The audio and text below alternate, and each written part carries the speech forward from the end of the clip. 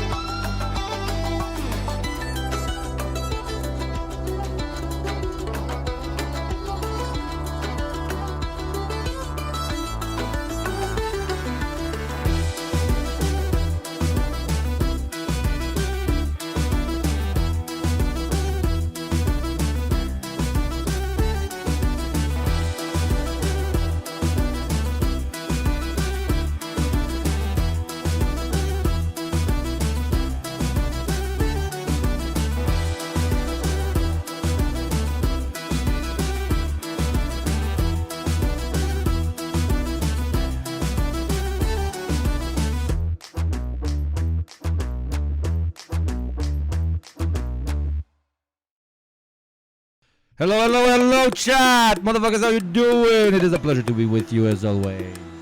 Of course, the mic is gonna go crazy. Left this audio is a curse we will never forgive and ever forget.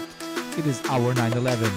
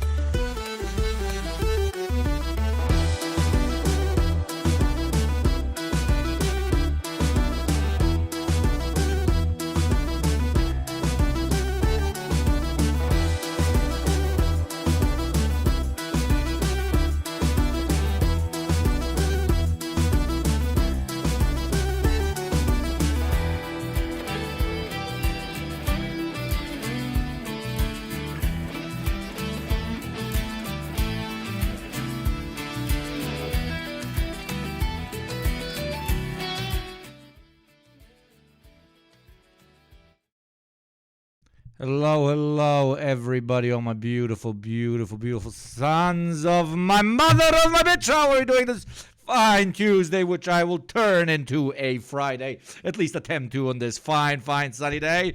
It is hot in the room, but not hot enough for me to turn on the subscription-induced air conditioning, aka you guys bought me a fucking air conditioner. How are we doing? I am doing very well. I had a very decent, very productive weekend. I finished most of my upcoming video stream. What the fuck? Hi, Kit Lizzo. Thank you very much for the bits. I went out and touched some grass, actually right outside the city. Went for a little bit of hiking, went to a small town nearby, had some decent food. Today is Tuesday, May 21st, between 5 p.m. and 7 p.m., right where I am. How are you, chat, doing? Give me small life updates. I am genuinely interested because you guys are like the early chat. Afterwards, they all intentionally or unintentionally become my second favorite child soldiers. Today I have quite a bit in store for you. We're going to talk hippies. We're going to talk the commodification of revolutionary mentality. We're going to talk about the American dream. We're going to be talking about what is happening in this little place that Yanks continuously refer to as the Middle East. We're going to talk about Haiti.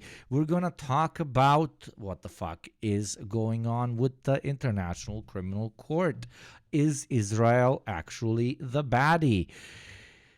The twists and turns will surprise you. Turns out they are. I don't know. Maybe only millions of people have been saying it for the last fucking year, etc., etc. Today is a Tuesday. We will most likely be streaming tomorrow as well, and then over the weekend, visiting China this summer, Casio. That is very exciting. I always wanted to visit China, but I'm a small town boy, and I feel like I would be completely lost in those massive, massive streets. I actually need a Chinese friend who is from one of those massive megalopolises to, show me around. Otherwise, I don't think I would be able to do it. Some of my friends that went say the cabs are really good. And if you use the cabs, you can get to most of the touristy places, historical monuments, etc., etc. My Eastern European walking everywhere brain kind of cannot adapt to that. So I'm directly or indirectly afraid of just being completely lost. Also, I don't want to be stared at because I'm tall. Hugo, too poor. I want to visit and stay in China. Yeah. Oh no, my subscription has to wait. Yeah, no worries. I was at a local wildlife park with my family. We petted some donkeys and deer. It's always nice. I always did. I never fucked with the zoos, man. I like zoos. I genuinely enjoy zoos. But the whole, hey, we just trapped wildlife and we will keep them in a 5x5 for the rest of their life, never really made me feel very comfortable, especially when you see them playing in their shit and so on. But hey, you get to see some lions, you get to see some big animals that aren't very common in your little part of the world. Thank you very much, Sir Alex, for the resub. Welcome back, my beautiful, beautiful child soldier. Okay.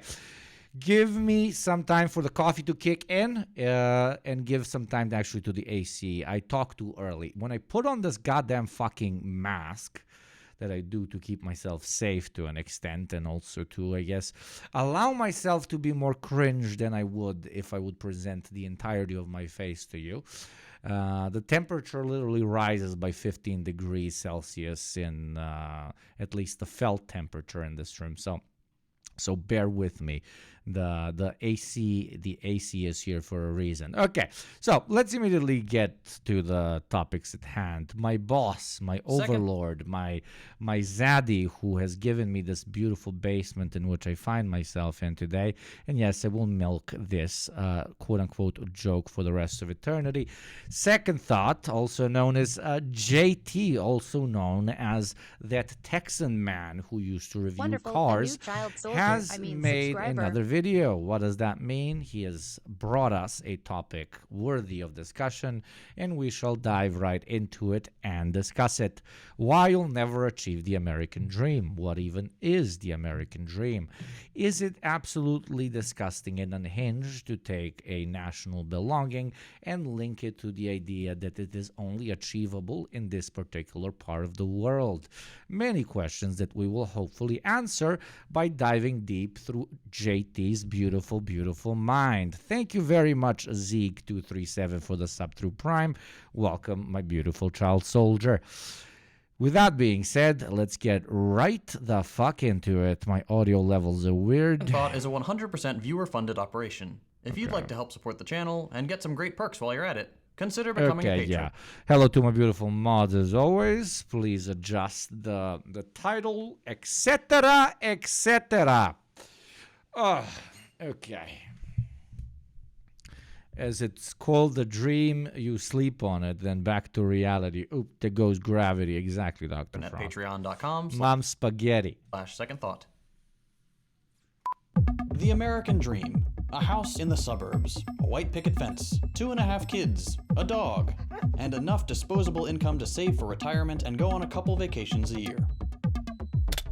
Hate to break it to you, but statistically speaking, you'll never be able... I love how they titled that The American Dream. That's been the dream of absolutely fucking everybody, absolutely everywhere. And ironically, no matter what you want to say about like past socialist experiments, I can use Yugoslavia as an example, that was given to you.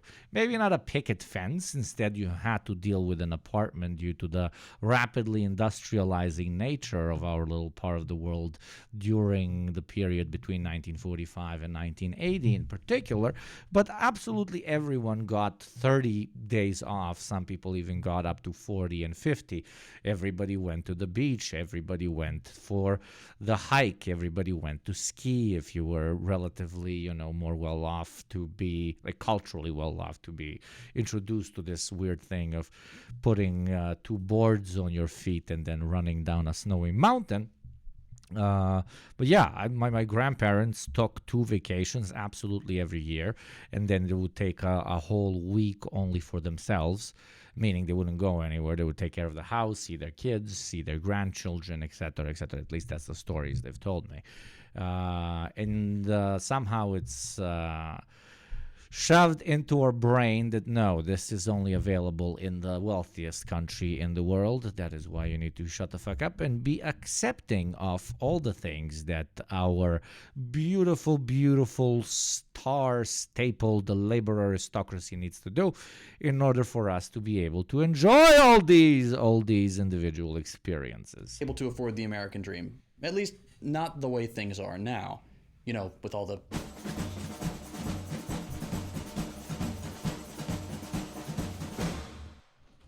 Not great. But this notion of the American dream is persistent. A lot of people believe that it's something that still exists today. The American dream. The American dream. American dream. The American dream. Where did this mythology come from, and why is it so hard to shake? Let's rewind a bit.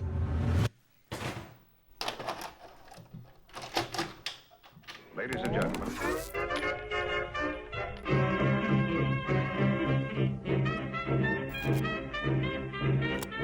An embryonic form of the American dream can be traced back all the way to the early colonial period, where the continent was seen as a land of opportunity, a place to build a new life in a new home. This land is mine! This vision changed through the years, through the Industrial Revolution and territorial expansion, with new cities springing up and new frontiers to conquer, and the burgeoning industrial capitalist class preaching the possibility of upward mobility through hard work and character. The Gilded Age of the late 19th and early 20th centuries saw a boom in the US economy, and luxuries became more available to those in the middle and upper strata. This decadence and excess was alluring to the working class, who were promised that the only thing that stood between them and the life of their dreams was a little extra labor and determination. This is when the notion of the American dream began to crystallize. Then came the Great Depression, and the American dream became more of a national prayer, people hoping that one day they could achieve the stability their parents had enjoyed. FDR's New Deal revitalized the dream, alleviating poverty, stimulating the economy, and providing new opportunities for Americans to build a better life. Americans as a whole are feeling a lot better, a lot more cheerful than for many, many years. Then finally, after World War II, the American dream as we think of it today became enshrined in the public consciousness. No other people anywhere have achieved more for themselves and for the rest of us than the thousands upon thousands of hard-working American men and women. Good had triumphed over evil, the post-war economy was booming, the middle class was expanding, and you could buy a house for a nickel and 3 strawberries. There's a reason the Americana of the 40s and 50s is so prevalent in fascist propaganda.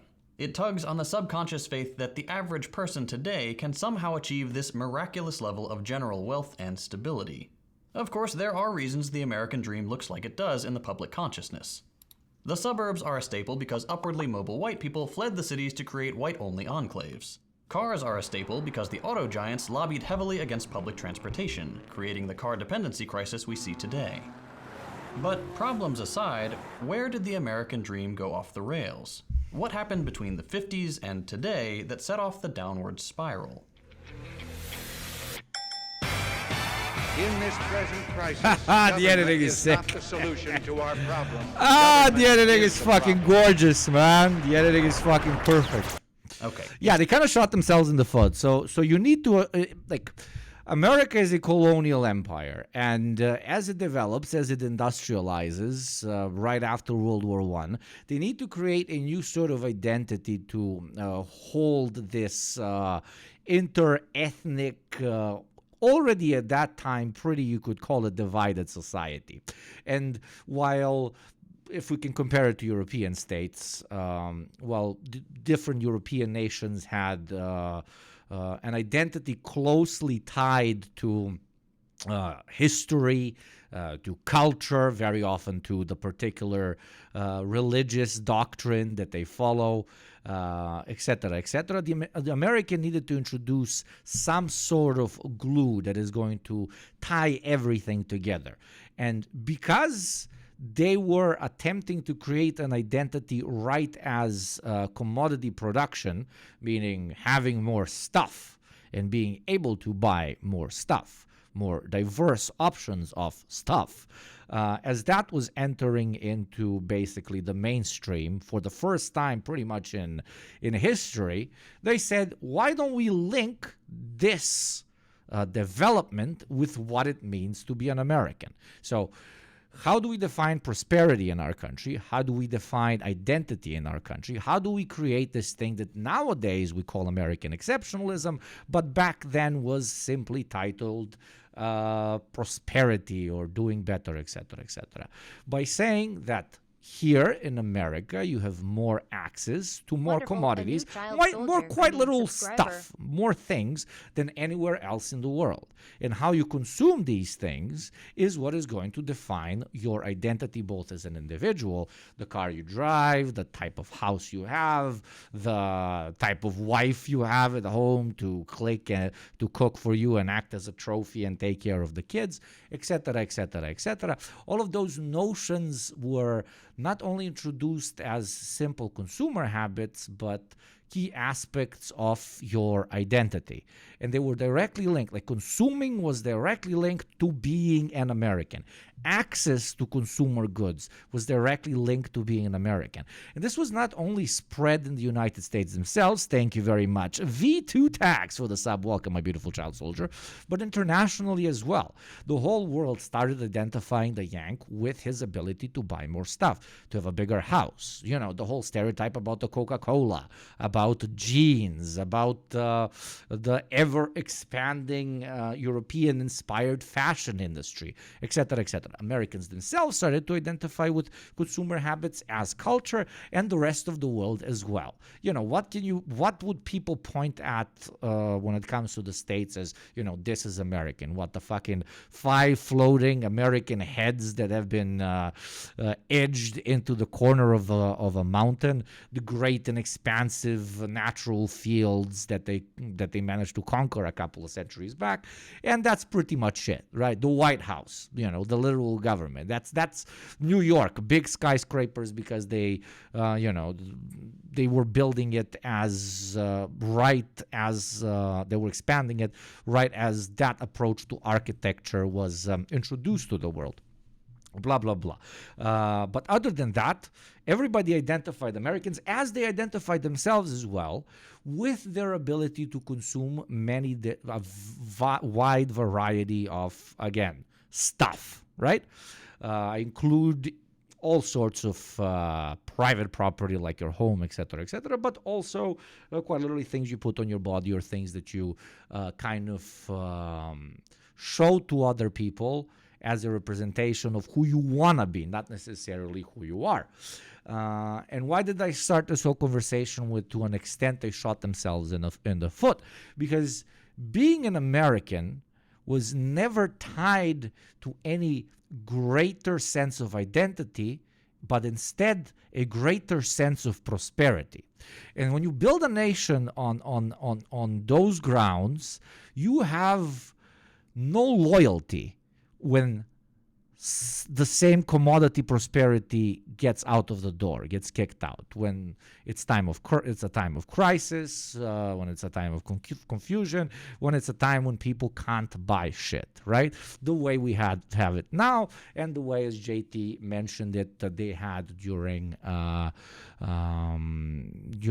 great downturns of the 20s and the 30s, etc., etc. So back then, they were lucky, ironically, because of FDR, who introduced minimal social democratic reforms to the state and changed how the whole thing fucking operates so that it can bring some more income into people's hands so that they can continue down this path of American identity, which, to repeat myself, is just, at the end of the day, a consumer habit, right? But in the long term, unless the United States manages to keep very high standards, economic standards, when it comes to, again, from the perspective of being able to buy stuff, unless it manages to maintain that, the identity of American culture, the identity of being an American, has nothing to fall back on. And that is why it is eternally important for the American government, for American corporations, for American culture, for the American project in general, to always have an upwards growth. Because quite literally, without eternal and constant growth, without the eternal expansion of both domestic and international markets, they will have nothing that brings them together. Without the market, basically, the states do not have culture. I mean, let's be fucking honest. It's fun to blame Reagan personally for all our societal problems, but obviously that's an oversimplification. The logic of capitalism requires people like Reagan to act the way they do. That being said, Reagan was particularly zealous. I am paying for this microphone, Mr. If you take a look at just about any graph tracking economic trends, inequality, homelessness, productivity versus wages, there's always a noticeable change in trajectory during the Reagan years. Reagan's administration drastically accelerated. And ironically, even their sense of, like what JT also mentioned, like the American right-wing sense of let's get back to the good old days is what? Like, let's say European ethno-nationalists, they go back, oh, look at how the Vikings lived. We used to be conquerors. Look at how the ancient Germans lived. They used to take and we were ethnically cohesive. That's why we were strong. We were aggressive. That's why we were powerful. We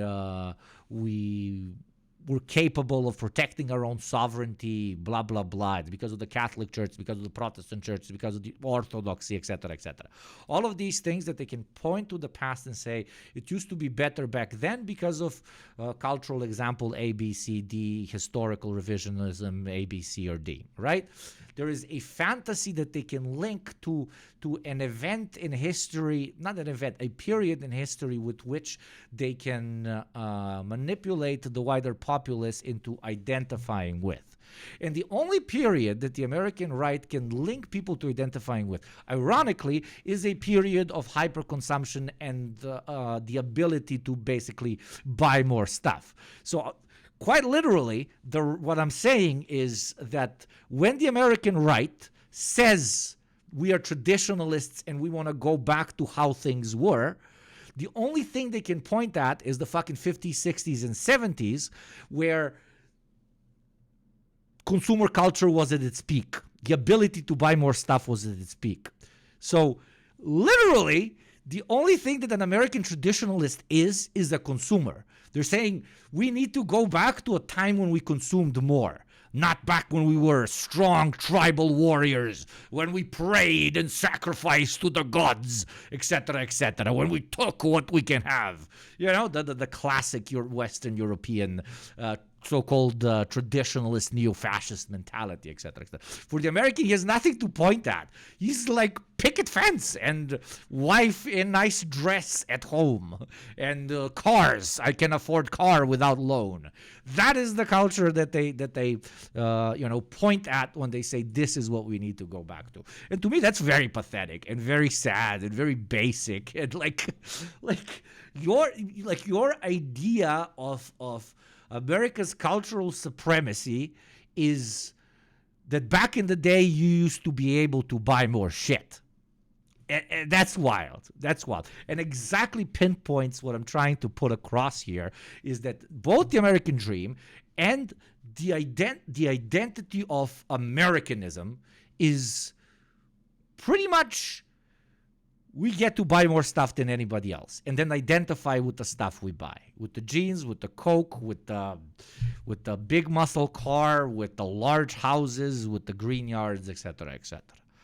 It has no metaphysical value to it. It is a purely material, funnily enough, culture that can't find anything else to find its roots in.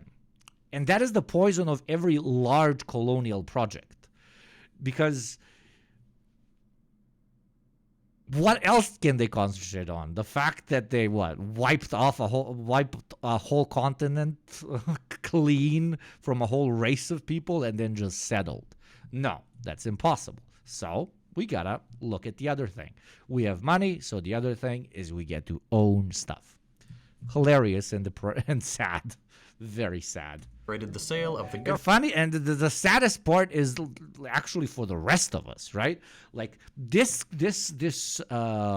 nation with this identity that is nothing but Coca-Cola is dominating the rest of us with fucking ancient 1,000-year-old histories. Talking not only about Europe here, about the rest of the world. The country whose whole fucking culture is Coca-Cola and burgers is dominating the rest of us. It's fucking pathetic.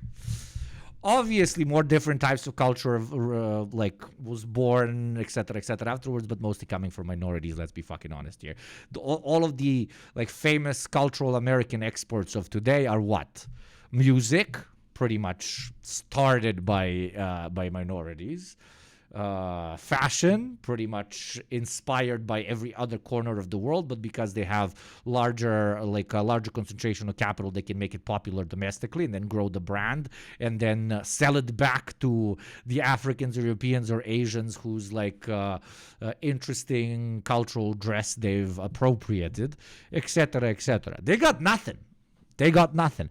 And that is why my pitch to you basically is in the long term, they shot themselves in the foot. Because the second they run out of so-called prosperity, Americans won't be loyal to their state. They won't be loyal to their nation because there's nothing really holding them together.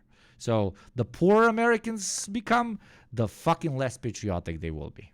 Government to corporate interests. Anything that could be privatized was.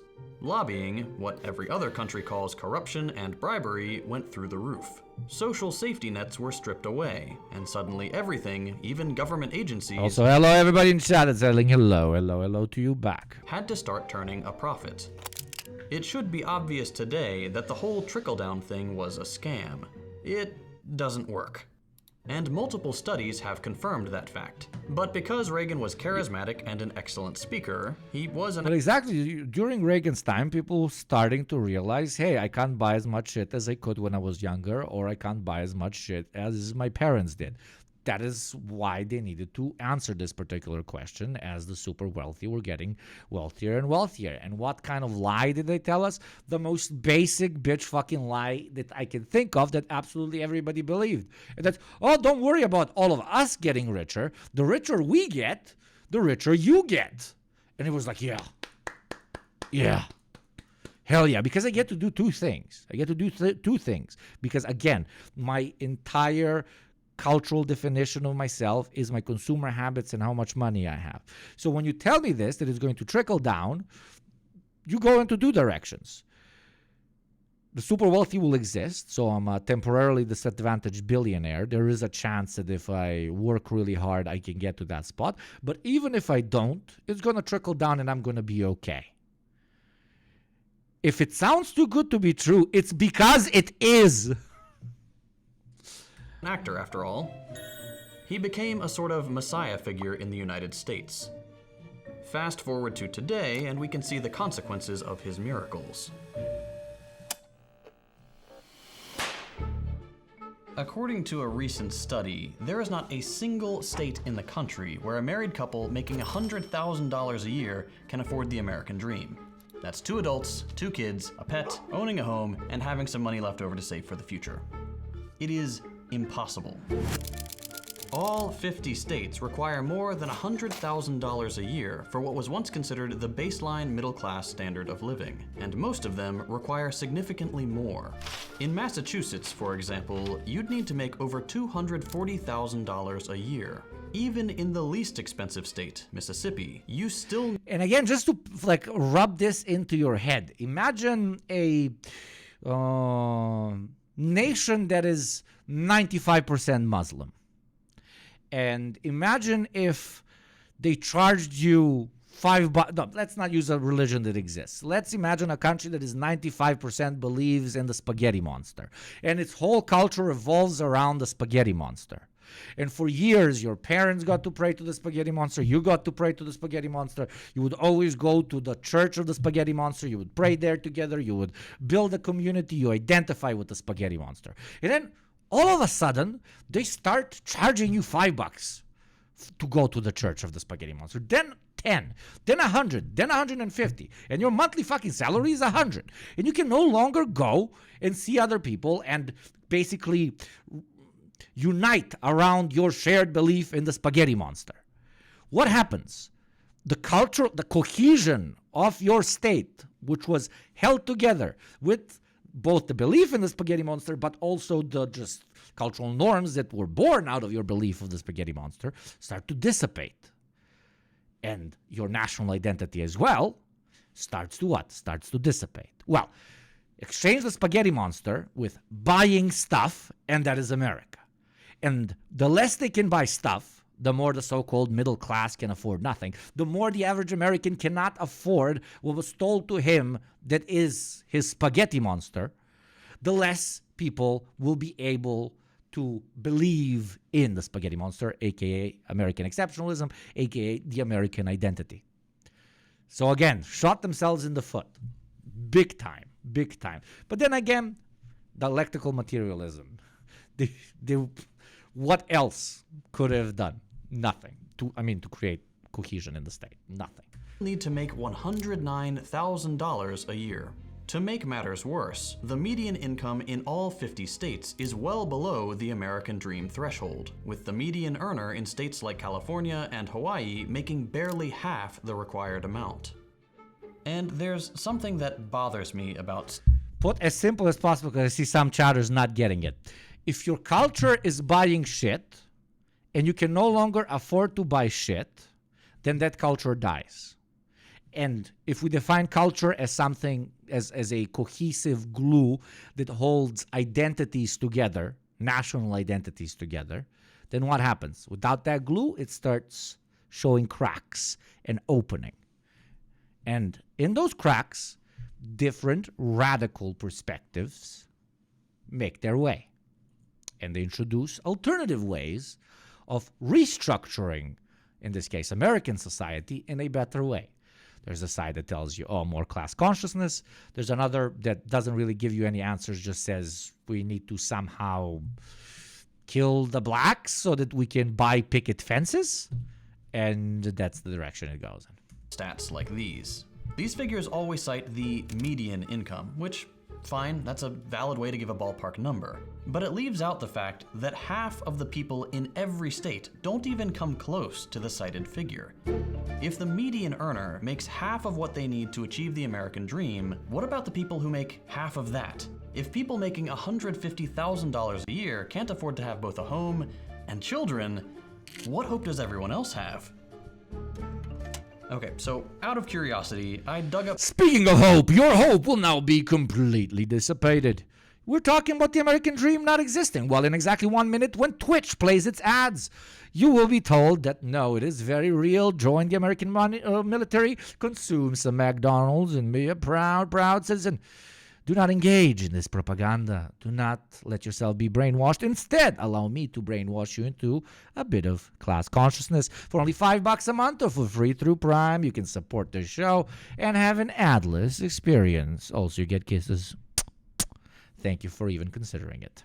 The ad will play in 50 seconds. Up some stats on income brackets. As of 2024, 62.4% of households make less than $100,000 a year. 62% of families in the United States cannot afford a stable, middle-class life in the least expensive state in the country. And this problem is only over 62% of people in the United States do not have access to the one thing that the American government pitches to them as the main reason why they should be loyal to the United States in the first place. That's a disaster waiting to happen. And people like Tucker Carlson notice it, and that's why they address it. But the Dems, the Republicans, they're walking past it with their eyes closed, going, la, la, la, la, la, la. Okay? And that problem is not going to go anywhere as we see the screen. And this problem is only getting worse. Worse. I thought he was going to say bigger. As cost of living continues to... There's something in here that's getting bigger, I can tell you that, baby. And that I'm listening to myself talk, so it's kind of like the number one thing that gets me, going. So, yeah. I'm not a sociopath, no, not at all. Skyrocket, and wages remain stagnant at best. The dream of owning a home is slipping away from the vast majority of younger Americans. But beyond housing, everything else is getting more expensive too. Cars, gas, groceries, electricity, and especially education. According to the U.S. Bureau of Labor Statistics, average college tuition and fees have exploded, rising by 1,200% since 1980. Kids used to be able to graduate from high school, land a job assembling cars or flipping burgers, and pay their way through college out of pocket. That is impossible today. There's a reason student loan debt is sitting at $1.74 trillion. If a student wants to get a higher education, their only options are to have wealthy parents or go into backbreaking debt. And the worst part is, when they graduate saddled with $100,000 in debt with criminal interest rates, their degree is essentially worthless because the only thing available to most graduates is gig work. As of 2023, almost all new jobs created in the US are part of the gig economy. 59 million Americans, over a third of the workforce, are doing some kind of That's gig so work. fucked. That is insane. That is These so jobs do not come with fucked. benefits. They do not offer labor protections. like Marx was like, man, falling rate of profits, dude. Motherfuckers won't be able to. Motherfuckers won't be able to afford the very shit that they produced. Nobody thought that we would think up a thing like the gig economy, which fucking does the full-on Fast and Furious fucking nitros into this same problem. Labor laws were the only thing kind of limiting just how much your boss can fuck you, which directly for the economy meant more people can kind of afford things still. But we're like, no. We're putting this not in the 6th gear, fucking nitros button, the fucking family nitros button, kratz button. And the snowball effect is very real. The snake eating its own ass is very real. Shit's going down very fucking fast, okay? And again, to repeat myself, there's nothing else in the States to hold it all together. Not classified. I mean, there is. It's called cops in the military and the boot, which is obviously what is going to hold it all together once people reach a point where they completely do not believe in the American dream. As an employee, and for things like Uber, you're running your own car into the ground for a company that will not buy you a new one when yours fails. And then you have no transportation and no job. The entire economy is built to be as extractive as possible from as many people as possible to create the greatest profit. Exactly, no carrot. Once the carrot runs out, what else instead of carrot, eh? But I don't know. Maybe you're like Rihanna and chains and whips will excite you. I don't know. Americans are so cucked in general that I wouldn't be fucking surprised. You know what real patriotism is, brother? Working for $0 an hour, brother. I'm a real red-blooded American. I've given myself up for slavery and my children. The return of child slavery. Let's go, baby. Profits for the smallest sliver of humanity.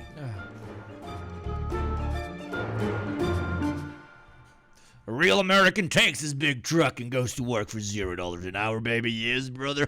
Yes, brother. And that is the core of the problem. Every economic challenge we face, income inequality, stagnant wages, student loan debt, the cost of living crisis, inflation, the gigification of work, it all stems from the same root cause, the nature of capitalism itself. A lot of well-intentioned people like to claim that if we could just go back to the way things were after the New Deal, or if we could just get money out of politics or vote in the right people, we could fix this stuff. And I wish that were true. I mean, like, if you do, like, immense fucking reform, like insane reform, you could do it. But it will work for, like, 2-3 decades. Just like it worked last time. Okay? And again, you would have to pay for it through a lot of fucking imperialism, right? But then we'll go back to the same shit. It's liberal because it doesn't look at the core fucking problem of the thing, which is, at the end of the day, to use fucking, normie language, wealth accumulation. That's it. Especially, in the Marxist context, wealth accumulation through exploitation, aka, not giving people the fucking money that they earned. On steroids through the gig economy additionally. We looked at the market and capitalism, and we saw like tiny little things holding everything together from completely falling apart, which is some like minuscule labor regulations, meaning you as an employee having some fucking rights, 8 hours, a little bit of fucking days off, some fucking healthcare. If you're a driver, your car breaks down, they have to fix it because they own the car, etc., etc. We're like, no, fuck that as well. Fuck that as well. No, we're going completely off the fucking rails here. Let's see how it goes. But we know how it goes. History, blad. O, glupi ko kurac, jebote. Bošte me će biti žao da jedu govno. A nice thought, but that's broad as zero. A big part of American culture is also anti-government sentiment, which of course isn't anti-authoritarianism. It just means that Americans would rather get sodomized by corporate overlords than give an ounce of power to people we consider government. Exactly. And they will go completely like in that direction. The worse things get, the more the corporate overlord, who yes also owns the government, but the more the corporate overlord sodomizes you, the American will say, no, it's the government that's sodomizing me. We need less regulations and less. What is less regulations than the gig economy? Tell me. No, I'm waiting. Nothing. We reached it. Laissez-faire fucking, fucking Friedman fucking masturbating to this shit type of stuff. Fucking Atlas Shrugged on steroids. Okay, we reached it, and this is what you got. And now you want less regulation. Good for you, man. Good for you. Real red-blooded American, brother. Red-blooded. I only prefer the corporate cock up my ass. Indeed, brother. In a bad way, of course. Thank you, Romka, for the 100 bits as always. How you doing, Romka? Very nice to see you. Privet, blyat. Missing part of the stream because of capitalism again. Fucking classic, man. Absolute classic. Thank you very much. Not how this works. Restart the simulation a million times and we'll always end up right here. Whoa. With everything falling apart for 99.9% of us, and billionaire freaks like Jeff Bezos going on a joyride to space, or Mark Zuckerberg selling our private data to Israel, or Elon Musk doing whatever the hell he's doing this week. And or different variations of them. Worse variations of them.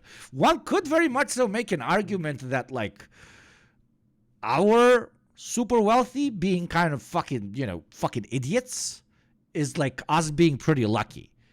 Eventually, we're gonna go back to like the smart motherfuckers. And by smart, I don't mean like ingenious. They're going to create more tech and more shit. They're gonna create companies with people that are gonna create. No, we're gonna get like motherfuckers that like will literally say, no, I will buy Rhode Island and I will make it into a military base where I will protect my labor slaves as we create drones for my export.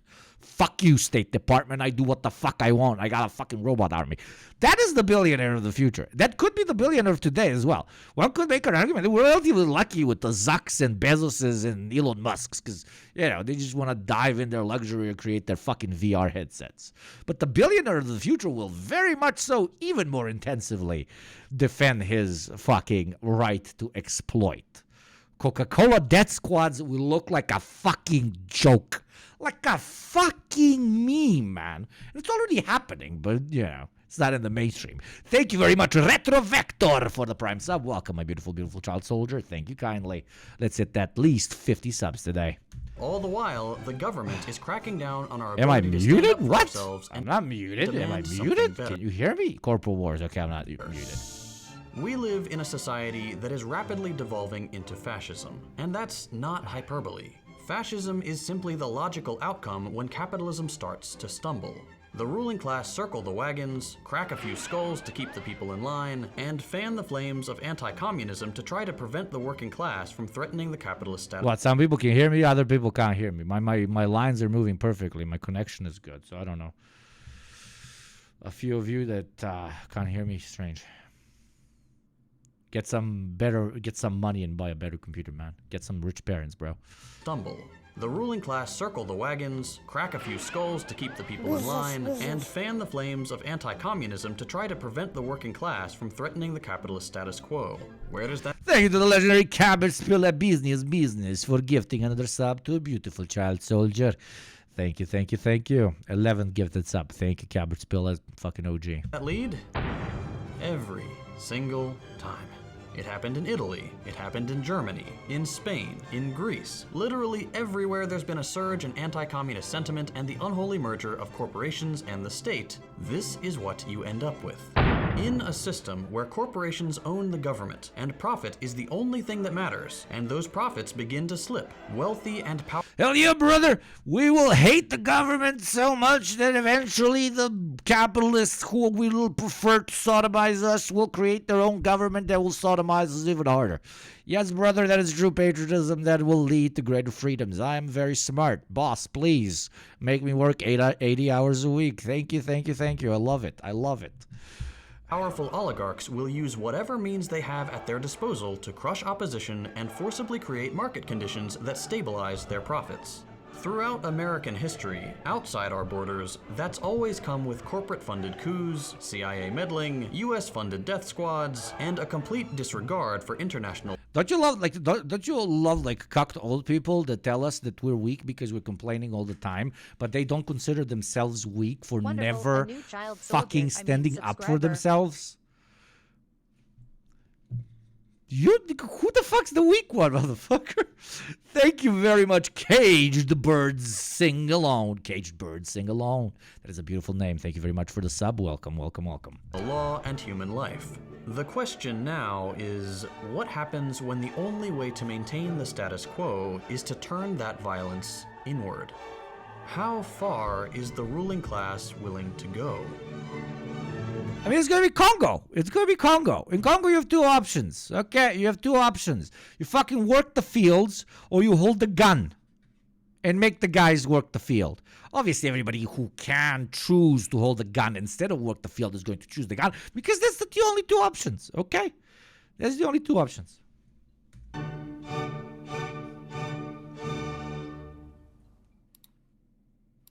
And it may seem like we've gotten off track here, but that's the problem you run into when talking about topics like the American dream. It's part of the legacy of Manifest Destiny, American exceptionalism, and the myth of what the United States stands for. And that's all tied up with capitalism and the cult of endless growth. It's impossible to talk about one without the other. It's overwhelming to talk about because where do you even begin if everything is connected like this? That's why I start each... Thank you, Broodies, very, very much. Welcome, a beautiful child soldier. You know, all subs, hey, in the future when us Twitch overlords rule you all the subs will be the ones who hold the gun. The non-subs will be the ones working the data fields, running on those like stationary bikes to funnel electricity into all the internet servers that will upload constant streams of themselves working, okay? You're going to work and you're going to stream to other people who are working how you are working. Increases productivity, plus you get to consume. And the only way to get out of it is by being a sub and being the one holding the gun, okay? Each video with a specific problem, like not being able to afford the American dream. When you begin to see each of these issues not as independent problems, but as cancerous growth spouting from the same disease, it starts to make more sense. When you boil capitalism down to its core characteristics, it looks something like this. An economic system designed to maximize profits by any means necessary, divided into two primary classes, the owner class and the working class. These two classes are inherently in contradiction with one another. The capitalist wants to extract the greatest possible profits from their workers, and the workers want to be paid as much as possible for their labor. These two goals cannot be reconciled, and so there will always be conflict. The problem in hyper-capitalist countries like the United States is that the capitalist class has near complete control. They've destroyed unions, gutted labor protections, bought favorable legislation to make those practices easier, and are now able to make things worse and— Which, there you go. If you're a real patriot, if you really care about American culture above everything, which is being able to consume things, basically, then the biggest traitor of American culture are exactly the capitalists, which are pushing you further and further away from you being able to enjoy those very same things you define as being an American. Hell, it's almost like from every perspective, no matter what you care about, this system makes absolutely no fucking sense. and worse for the average. Makes you think, right? God. Cliche on top of fucking cliche, but it needs to be said. Person. That's why you can't afford a home, or groceries, or a car. That's why you don't have any benefits. That's why every new job created is gig work. It's not because you're unlucky, or the country is just going through a rough spot, or the wrong person is in the Oval Office. This is how capitalism works. It will always be how it works. And it's why you will never be able to afford the American.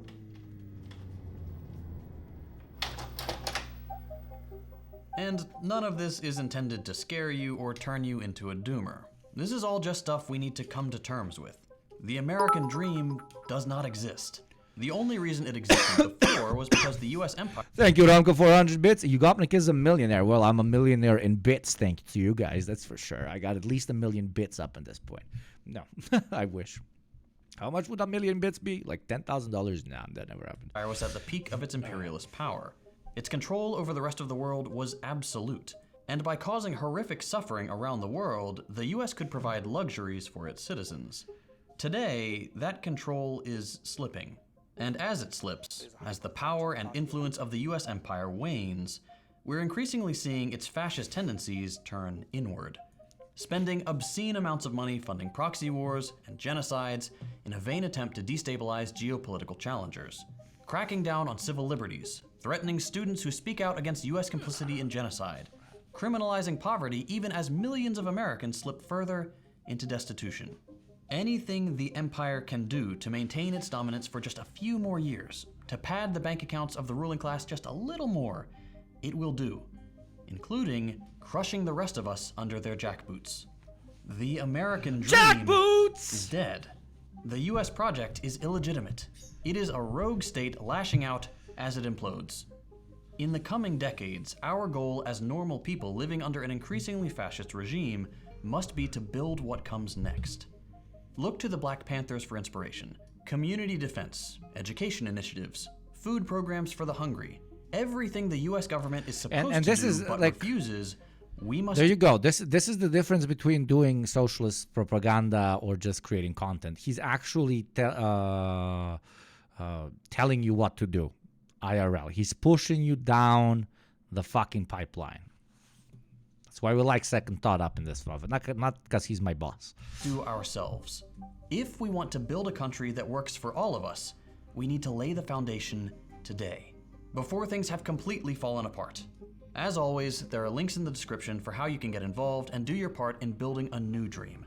Not an American dream, but a dream for all humanity.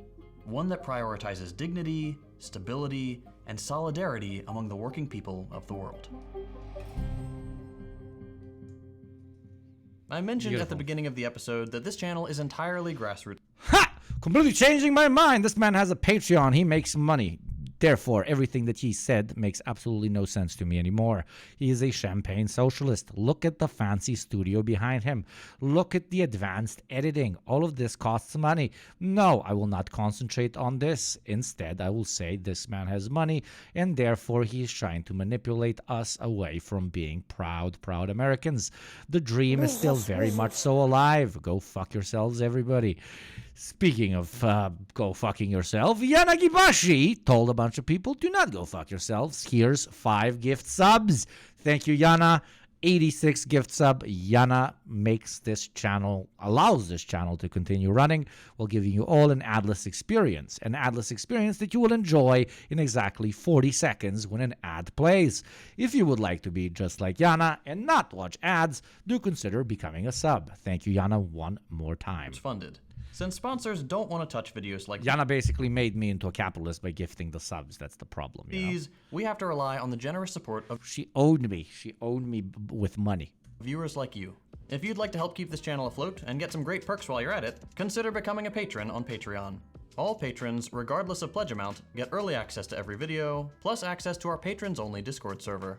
We just made a major update to the Discord, with a revamped leveling system and monthly Discord Nitro giveaways to active members. We've also got a bunch of other cool stuff like a book club, live Q&As with me every month, and a dedicated educator role for users ready to Let us continue the then actually conversation deal with about American perspective through this very interesting video from John the Duncan, a friend of the show. I believe he follows me on Twitter.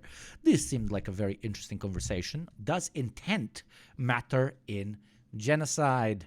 Where he will take apart some arguments that make my head shrivel every time I hear them. Okie dokie. 10th part. Yes, Yanagibashi SMH Yugo is a champagne socialist now. Exactly. The more subs I have, the champagner I am. I actually really like champagne. I really like champagne. I like caviar as well. Fuck you. Like, ironically, yes. But champagne for everybody and caviar for everybody. Absolutely doable, but no. That makes you a traitor somehow.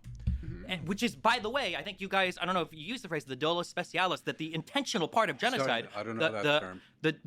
I think it's called dolus specialis. It is the most important part of genocide, which is proving the special. Beautiful mods, please adjust the title kindly. Thank you very much, and add the link to this lovely creator. Does intent matter in genocide? Thank you very much. It is a highly special intent to commit genocide. Is it? It is the most. Caviar Sykes, bro, you never had. Oh, my man. Done properly. Little Russians showed me a little piece of bread. Oof. And they buy caviar for like fucking $2 over there. And then with some good vodka, caviar is awesome. Romka, thank you for 100 bits. Speaking of the Russians, champagne for everybody is more than doable. Saying it as a person working in the wine industry. There you go. Exactly. Oh, now I'm getting more Romka lore. That's why you push me to drink every time, goddammit. Most important part of genocide. Is it? The most important part of genocide. Is it really the most important part? Or do you just not know what you're talking about? Please stop displaying your imbecility. Okay, I'm sorry if you think the Declaration of the Village is imbecile. Don't put on public display that you're a moron. At least have the self-possession To shut up.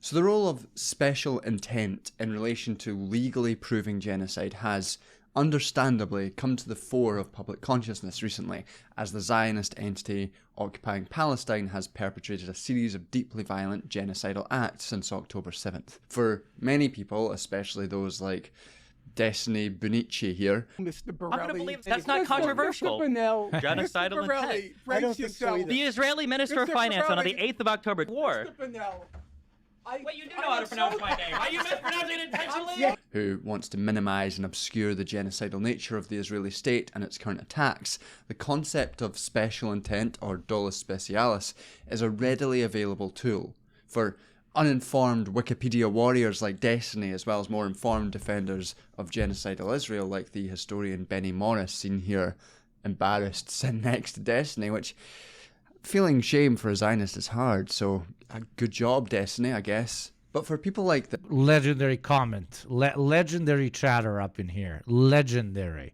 I'm from India. I support our Jewish brothers. You're anti-Semitic, white, Christian, Nazi man. You're a low testosterone, cocky boy, soy boy, gay, feminine. I love it. 10 out of 10. 10 out of 10. this. These India is a lion, sir. Indeed, we support our Israeli brothers. simple story that the Genocide Convention innately requires. Guys, I am gay, feminine, soy boy. I am gay, feminine, soy boy. How you think that is an insult? I will forever question myself. The extremely high bar of special intent before something can be considered You gopnik, more like you gay pink. Oh. genocide is used as essentially a means of genocide denial. This has a long history with others such as the legal scholar Gunter. Thank you, Ramko.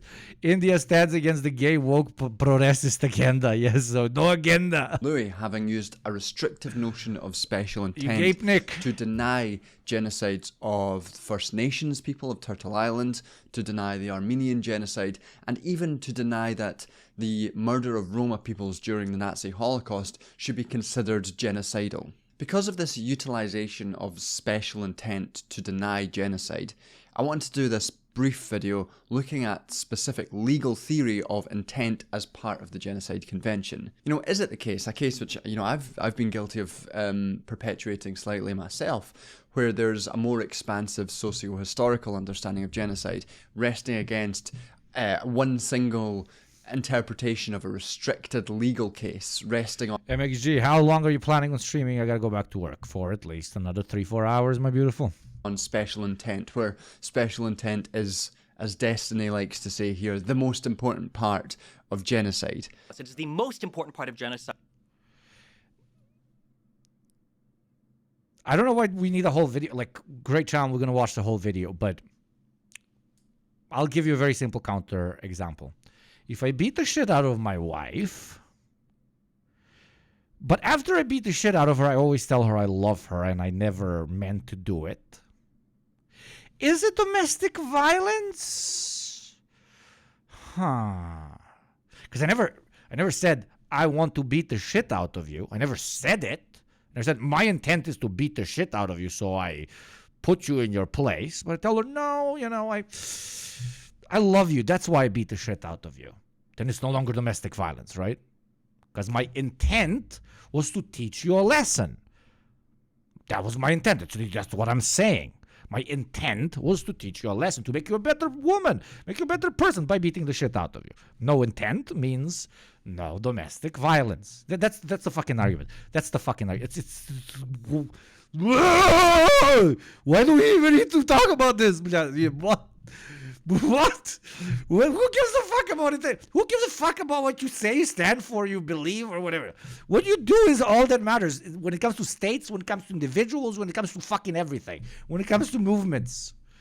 Doesn't matter at all what you believe in when you do a thing. What you do on a piece of fucking in this dimension, in this reality, what happens, that is what matters, okay?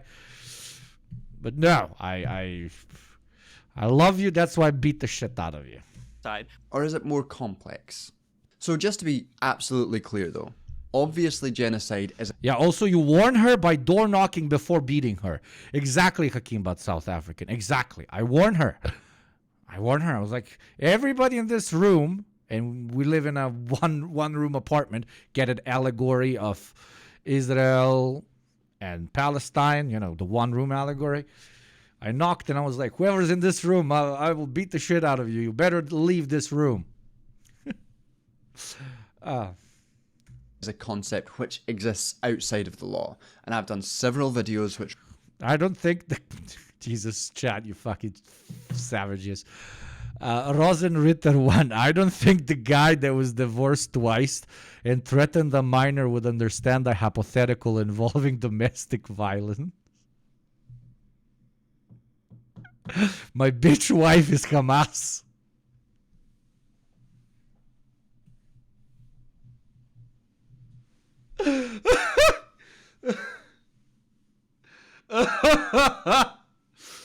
I fucking love you savage motherfuckers, man. You goddamn animals, dude. Oh, really sort of socio-historical views of genocide, which aren't determined by a legal understanding. Oh, that made my day. Thank you. My mood is a bit down. That made my fucking week. Oh, my bitch wife is Hamas. uh, uh, don't give people ideas. You know how many fucking people will beat the shit out of their partner, and when they get called out, they're like, oh, it's because they were supporting Hamas that was beating up a terrorist because they have pro-Palestinian perspectives. Hey, son of a. But instead rest on the wider work of the originator of the term, Raphael Lemkin, and much more, much wider sociological, historical, critical genocidal studies work. And I don't want to imply here that we need to have a legitimate case in international law to invoke genocide, but rather I want to make absolutely clear that when people like Destiny use their inexplicably large platforms to rattle off bullshit they've read from Wikipedia, their concern is not actually about understanding genocide or clarifying a specific context, but actually in obscuring an ongoing genocide in the name of a political project. And that's why I want to talk today a bit about the legal theory of genocide. Also, for my own amusement, I kind of just do want to talk a bit about how Destiny has no idea what he's talking about. At least have the self-possession to shut up. Like, of course he doesn't. He's not read anything. He's read a tweet and a Wikipedia article about it, and he barely grasps the concepts he's invoking, which is, extremely clear if you look at the rest of his understanding of the legal case at the ICJ, which either deliberately or just confusedly misrepresents and misunderstands it. The court is not asked at this present phase of the proceedings to determine whether South Africa's allegations of genocide are well-founded. They're not well-founded. They're not even well-founded.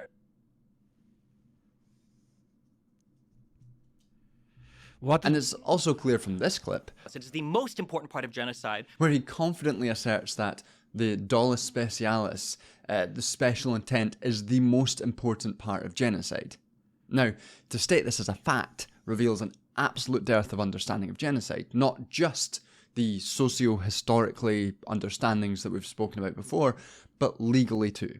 If you've been paying attention over the past months as the legal convention has been repeated in varying contexts, you might have noticed already that, quote, special intent or dolus specialis, these are not actually features of the Genocide Convention. It's not written there. Special intent is not written in the convention. It's not part of the law as written. However, the specific meaning and interpretation of intent has been a subject of intense disagreement since the very drafting of the convention. So, please, mods, add the link to this wonderful creator. Please, let's have it pinned in chat. Thank you.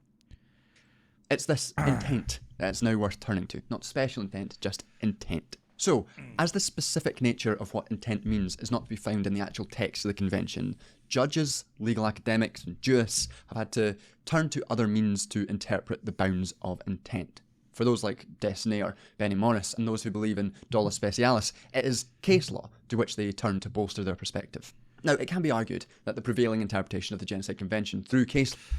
Also, it can just be argued that it doesn't matter words matter and it matters what we call it, but giving more importance to what we call mass murder than the mass murder is just like insane Westoid brain, right? Something horrible is happening over there, but we're sitting in our comfortable little rooms, completely devoid of it physically, and we argue about the specific terminology which is allowed to be used for this particular thing or not. Well, kids' limbs are being blown off. It's over-intellectualized. It's like fetishizing, over-intellectualizing horrible crimes, right? It's empty. It's like it comes from a place of so much privilege. I don't know. It's sick. It's just sick. It's sick.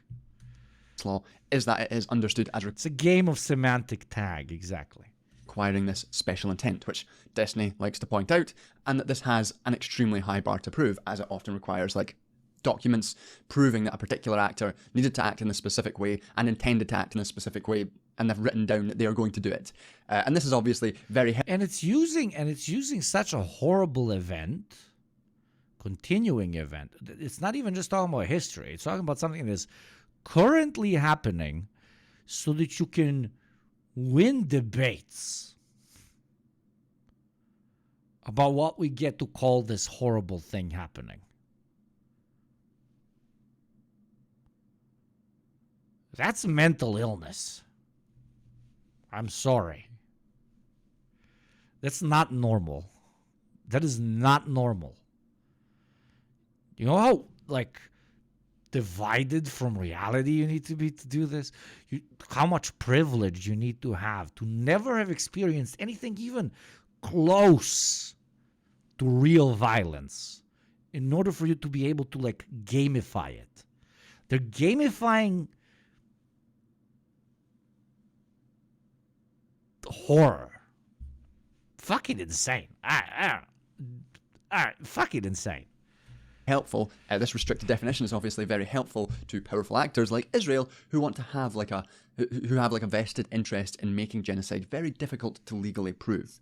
But it's far from an uncontroversial position, and it's far from something... And that is all systematic as well, like people in the imperial core being completely divided, completely removed from the very physical consequences of the actions of the imperial core itself, not being able to process the horror of it.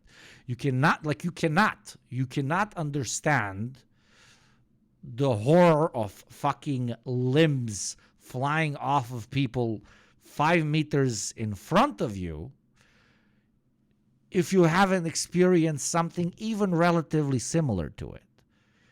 That is the only way you can engage in semantics like this with a straight face, right?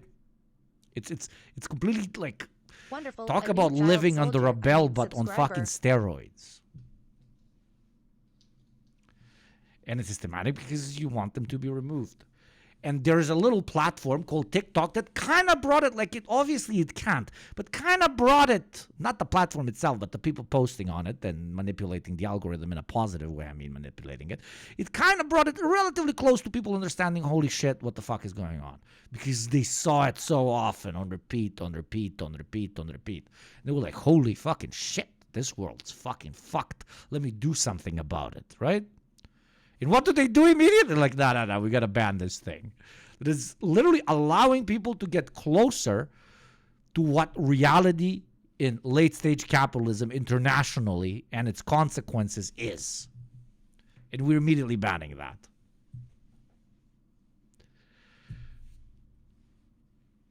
Thank you, Youngme for the sub. Welcome, my beautiful child soldier. Thank you kindly.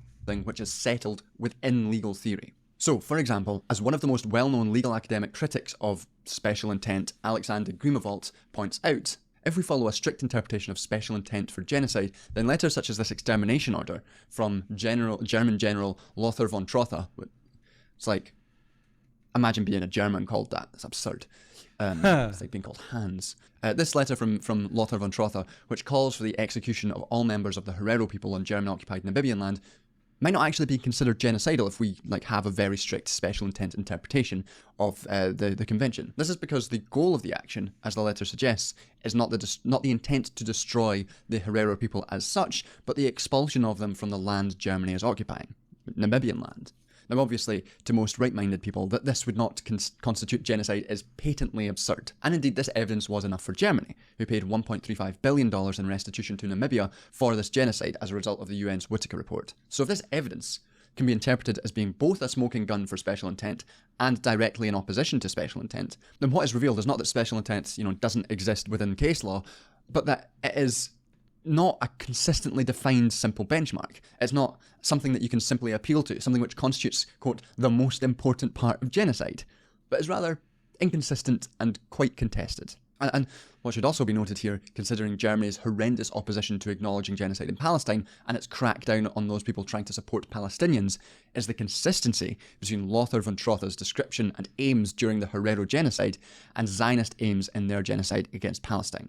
Another instance of the contested, politically dependent nature of the role of special intent when applied to different contexts. A second issue worth confronting is regarding... But it's also like that's like their perfect smoking gun to use continuously because it's the easiest one to manipulate. Like if you have half a brain and you're committing ethnic cleansing, just don't talk that you're committing, don't say that you're committing ethnic cleansing so that all your fucking PR mouths, okay, fucking...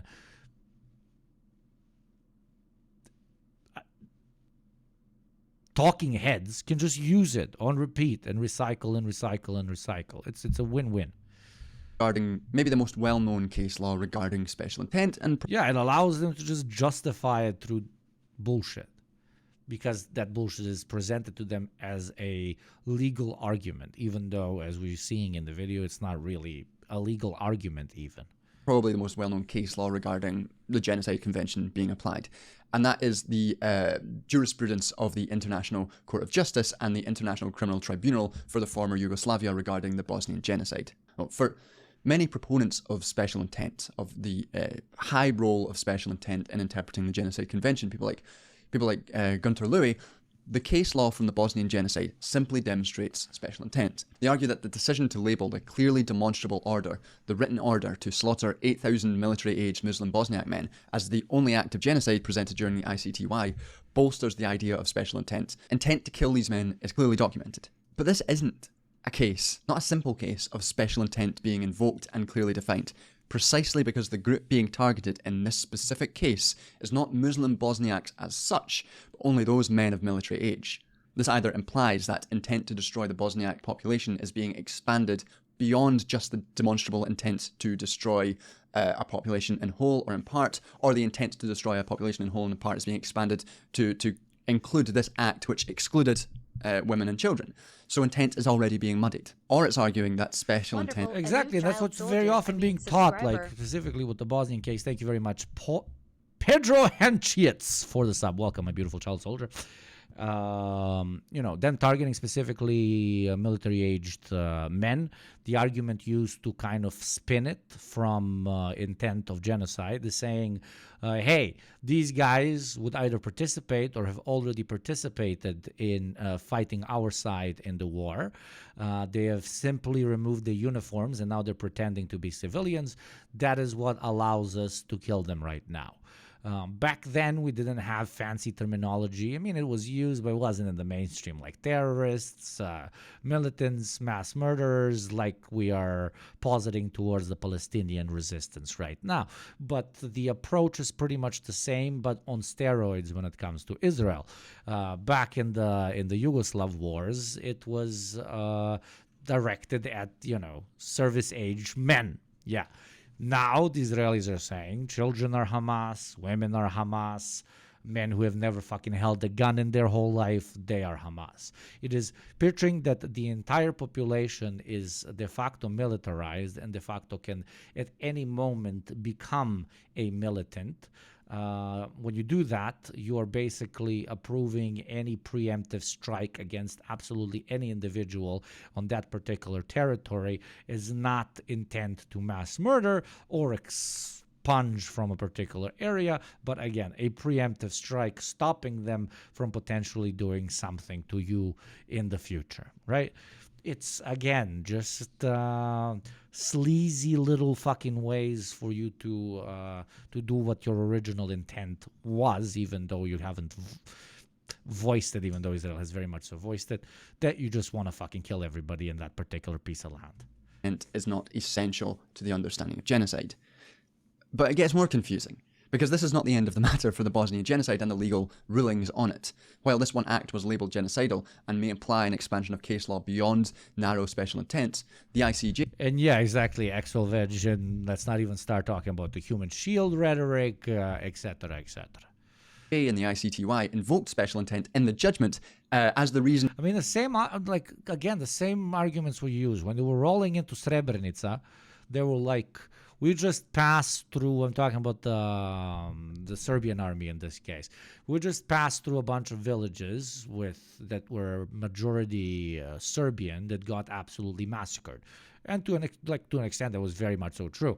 But you cannot use that argument to now come to another Wonderful, village a and new say, child oh, soldier we get to coming do it to subscriber. them because they did it to us 2 fucking hours ago. If we did that, let's just, like, if that makes sense for a standing army to do, or for a state, for any state to do, let's just throw nukes at each other, like immediately. Just wipe each other out because one nation at one point did something else to another nation. That's not how civilization is built, okay? They're just, tooth for a tooth. It's fucking stupid. It doesn't justify anything. Thank you very much, Yanagibashi, for the gifted sub. Thank you kindly. For excluding other larger-scale massacres during the period being judged in this case. So what results from case law is not a simple dismissal of special intent, nor do we get a simple reinforcement. Instead, the case law has drawn distinctions that appear arbitrary, both as a matter of moral responsibility and of advantage. Like, if we use this rhetoric, the most fucked place on planet Earth, you know what it would be? Like, Jesus, we would nuke the shit out of these guys. I know a bunch of... I lived with a Mongolian for about a couple of years. Bachka Bachulum, respect to you. I think he lives in Australia now. They would be so fucked. Like, we could use the argument, hey, I got to do fucked up shit to you because your ancestors did shit to me. These beautiful people would be so fucking annihilated. God. There's how many? There's like 2 million Mongolians today, which always weirds me out. 3.3 million. How the fuck are there only 3.3 million fucking Mongolians? It's absolutely wild.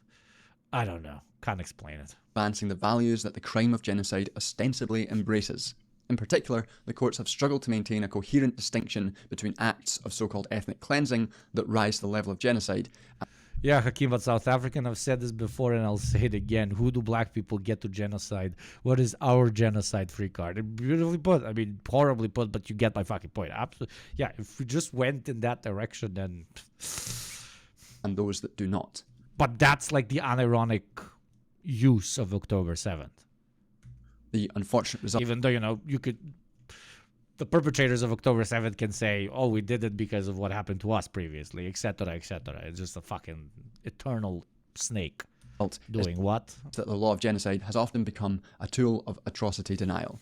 As with Serbia and Turkey, those seeking to deflect attention from past atrocities can and do invoke plausible legal arguments to counter accusations of genocide, happily shifting the conversation.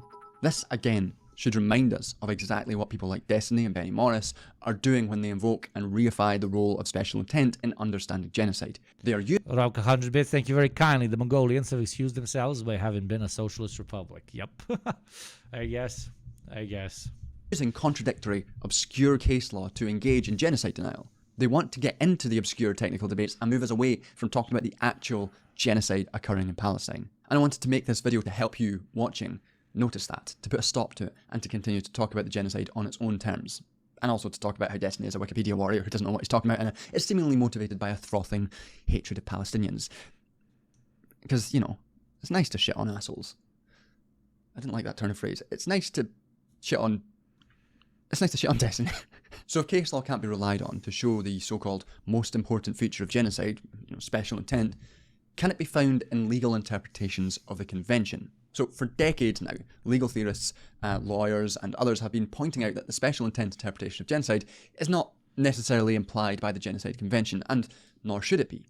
To demonstrate this, many have made comparisons to domestic law, and indeed the drafters of the convention grappled with the comparison between homicide and genocide, and within that comparison is tricky legal philosophical conundrums about what constitutes intent or motive. Now, obviously there is a difference between genocide and homicide, and therefore the legal understanding of when each has occurred and intent and motive behind them differ. You would have a hard time. Yeah, but like the reason, obviously there's a difference between murder and mass murder, but you only need motive to prove that somebody has committed a murder if there's not enough other evidence.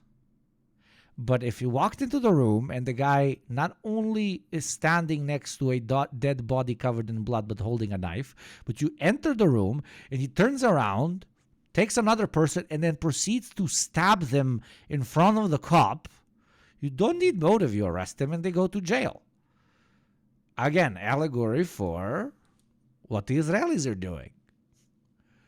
They're not only, hey, look at what you did, but they're like, look at what you did and what you keep doing? We're not giving a fuck? Still? pushing people into a territory you said you were not going to attack, and that is a safe zone, and then pushing them out of that same safe zone as well.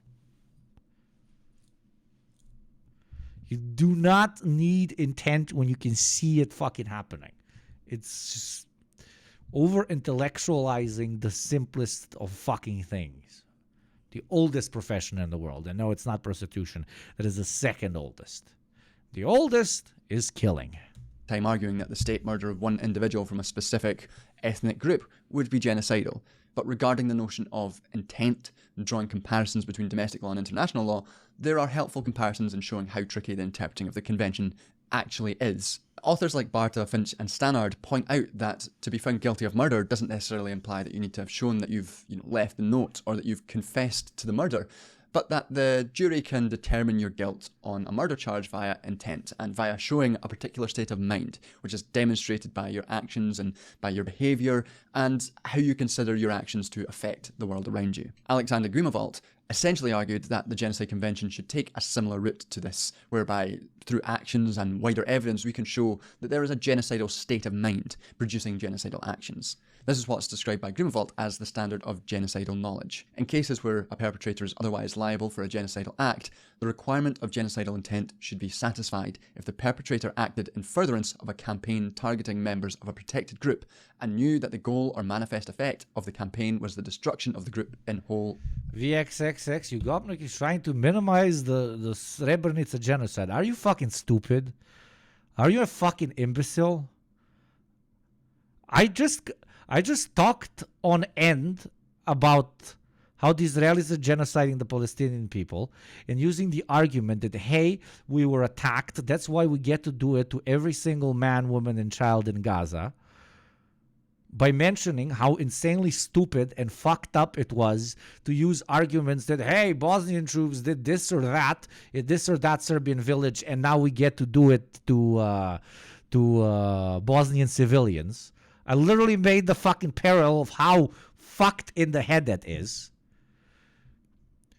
It was only service-aged men because that is what we were talking about.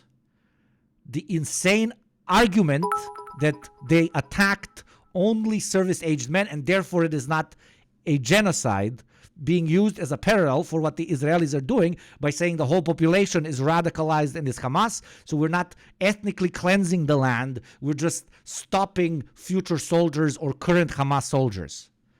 The fuck are you on? Okay, I guess. I don't know.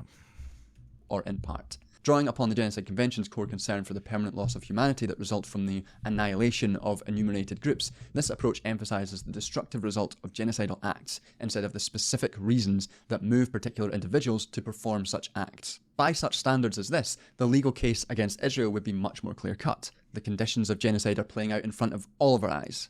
Intent or not, written down or not, it is there in front of us. And Grimoald doesn't claim that this interpretation is more obviously interpreted from the text of the Genocide Convention. The point is that the convention can easily be interpreted in so many conflicting ways, but rather this interpretation, which provides less, though not zero, role for intent, more effectively fulfills... Okay, you're banned. Get the fuck out of here. Suck my fucking dick. Learn some fucking English in what I'm fucking saying when I talk here. Stupid cunt. The spirit of the convention while I'm excusing the fucking Bosnian genocide. Go fuck yourself. Reconciling various critiques, including expansionist views of genocide. People who say anything could be genocidal now if you don't have intent. So, depending on how the long legal process against Israel... Yeah, me, very known fucking genocide excusing communist. Absolutely legendary. Yeah, absolutely. Absolutely. Ramka, thank you for the 100 bits. Guys, the only war crime we can try to excuse is the Barbara Pit. That's not a war crime. There's no reason to excuse that. Works out, we may actually see case law veer more towards this view. And there's other bits and pieces of evidence that can be included in this. The Rome Statute, for example, includes a far more expansive... Do you need to say it like I'm talking to gorillas and not intelligent people in chat? Srebrenica was a genocide.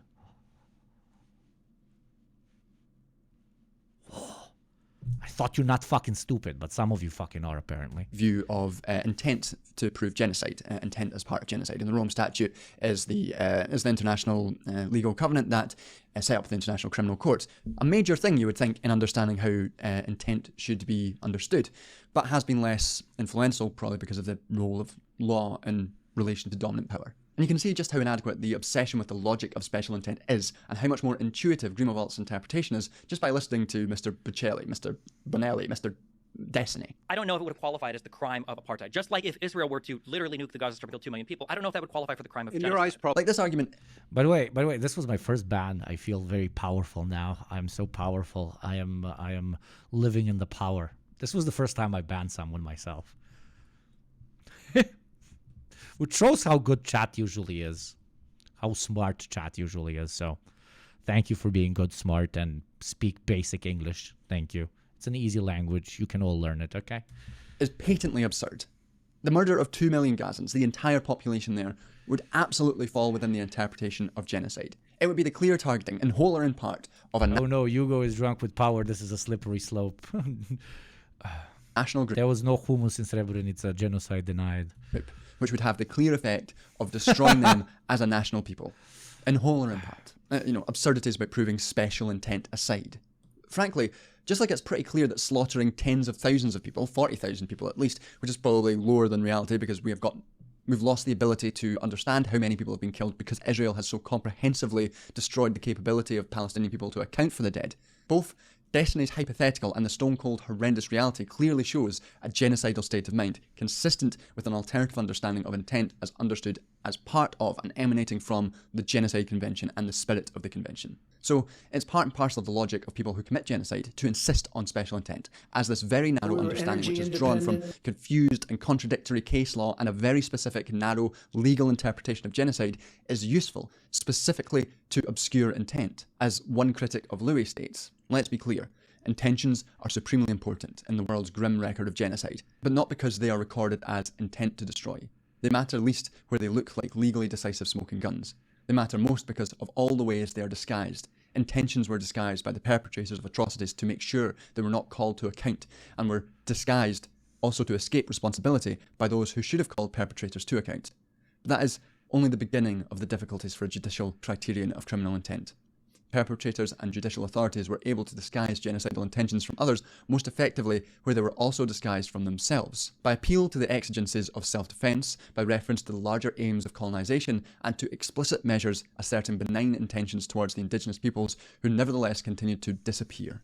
Yet the importance of intent is still being implied even in the South African legal case. The legal team did a lot of work, really good work in my opinion, demonstrating Israeli genocidal intent through different layers of... Yeah, you can create 700 fucking different excuses of why you're doing something. But when it's so cut and dry, nobody should be having a conversation with the person, and in this case, the state, which is actively still participating in something we can see with our very own eyes. The fact that we can even engage in this conversation, or that we're engaging in it, when it comes to realpolitik, when it comes to the geopolitical situation, etc., is because there's a disbalance of power.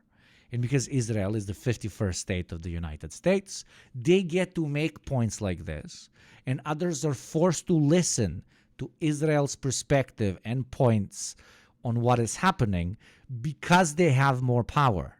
If any smaller, not in size, obviously, we all know that the IDF de facto is not very large in size, and I'm not just talking about their troop numbers. If any other state attempted to explain itself a way that is not directly tied to the world's only superpower, they will be told justifyingly that they're absolutely insane, and nobody would listen to their arguments, right? But because of this power disbalance, because imperialism is a fucking thing, okay, we have to sit here and listen to excuses. And not only listen to them, but also listen to the president of the so-called free world, Joe Biden himself, say that what is happening in Gaza, which he did 2 days ago, I believe, does not constitute genocide. International law is Santa Claus for children. The only people who get to invoke any sorts of rules and regulations, both domestically and abroad, are those who have the power to do so.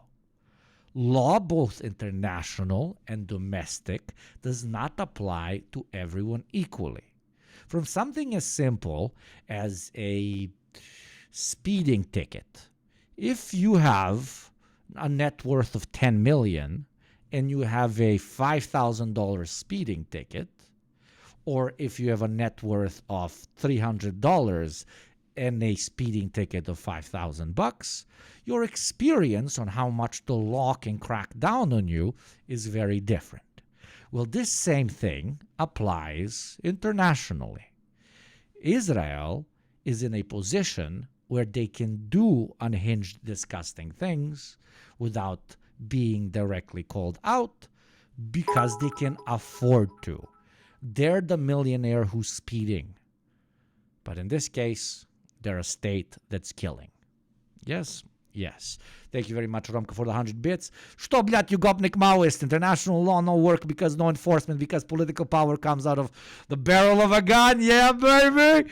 Our good old Mao's right like always. And an ad will play in exactly 10 seconds if you would like to support the show and have an adless experience why we circumvent quoting Mao, but by talking about speeding tickets, they consider supporting the motherfucking show and having, again, to repeat myself, an adless experience. $5 a month for free through Prime. Thank you for consideration.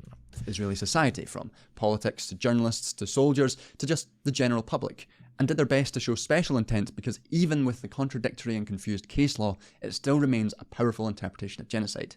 This, in my Rasova tolerance. What I find interesting about the crimes that the prosecutor has issued the request for warrants against Netanyahu and Galants are rather similar to the crimes that Radoslav Krstić was found to be guilty of. Murder, extermination, persecution.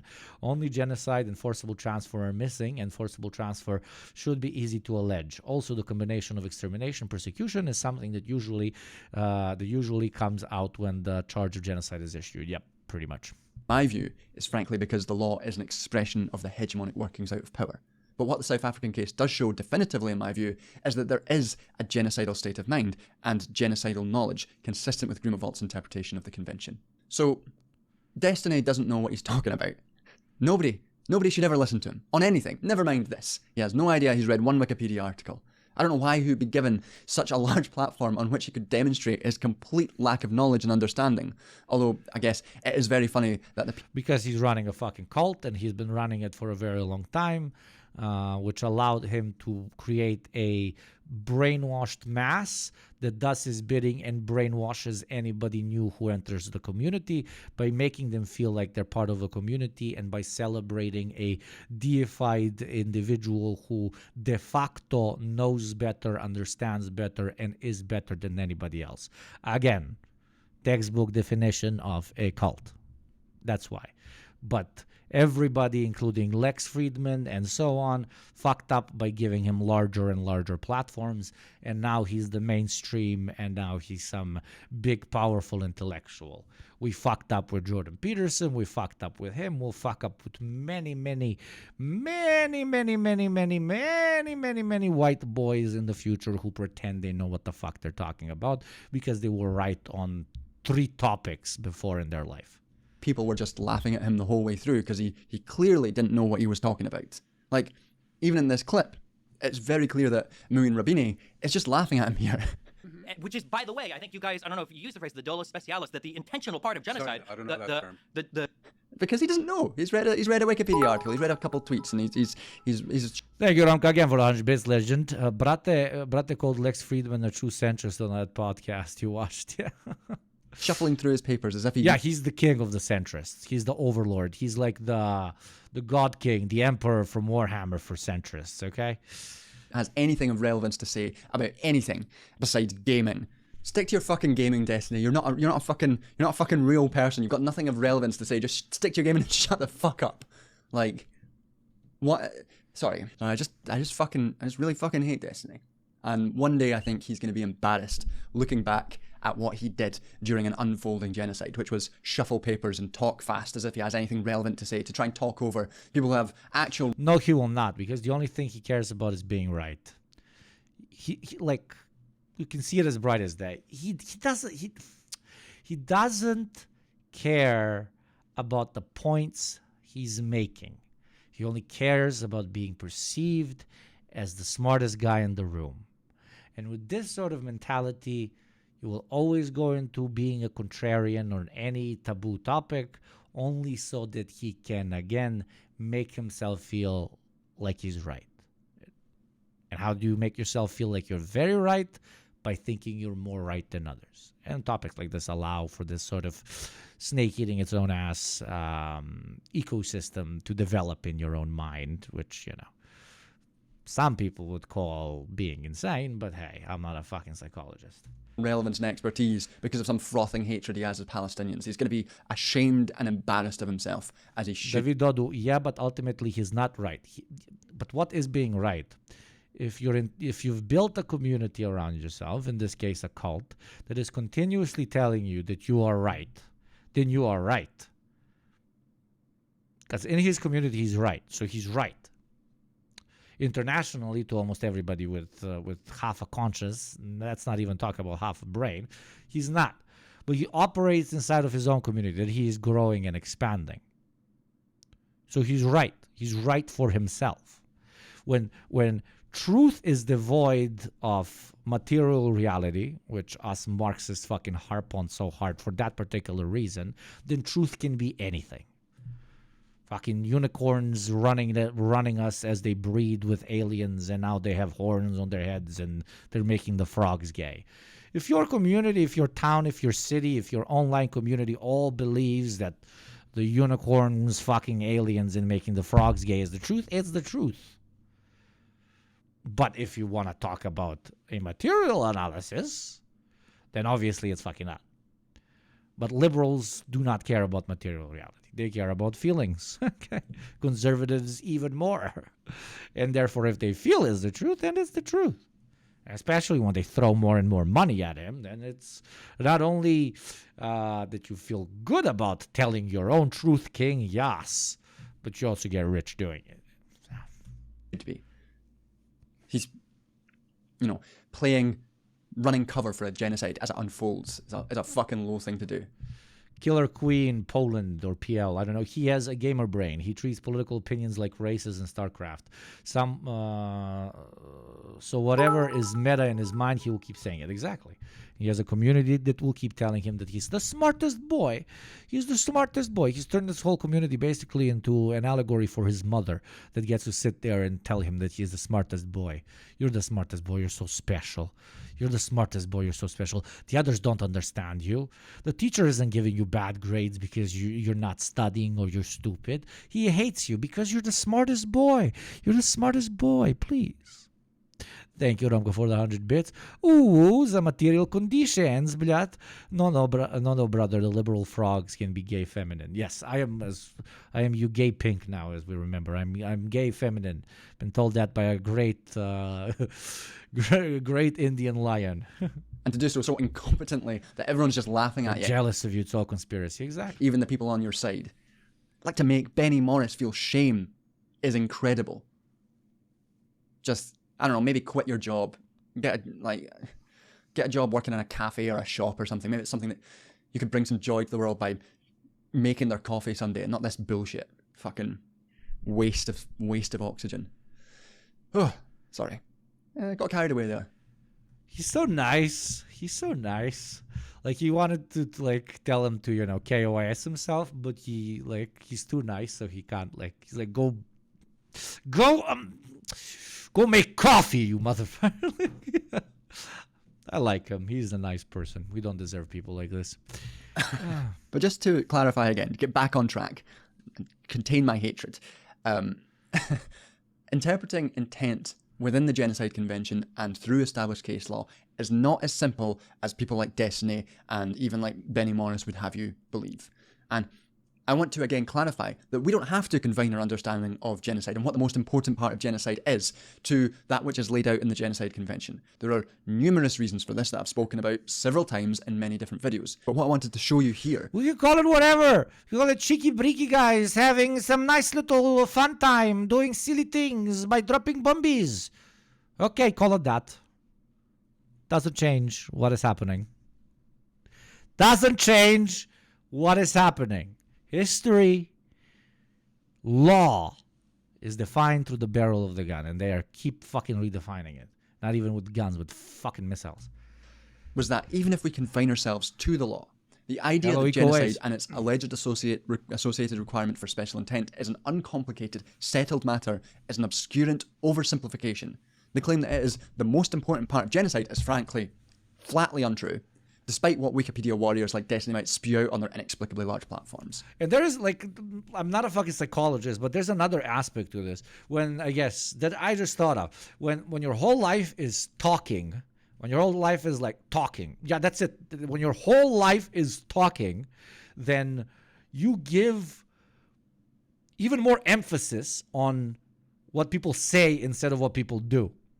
So for you, intent is so important because you identify action through what people say they will do, not the action that they execute itself. Right?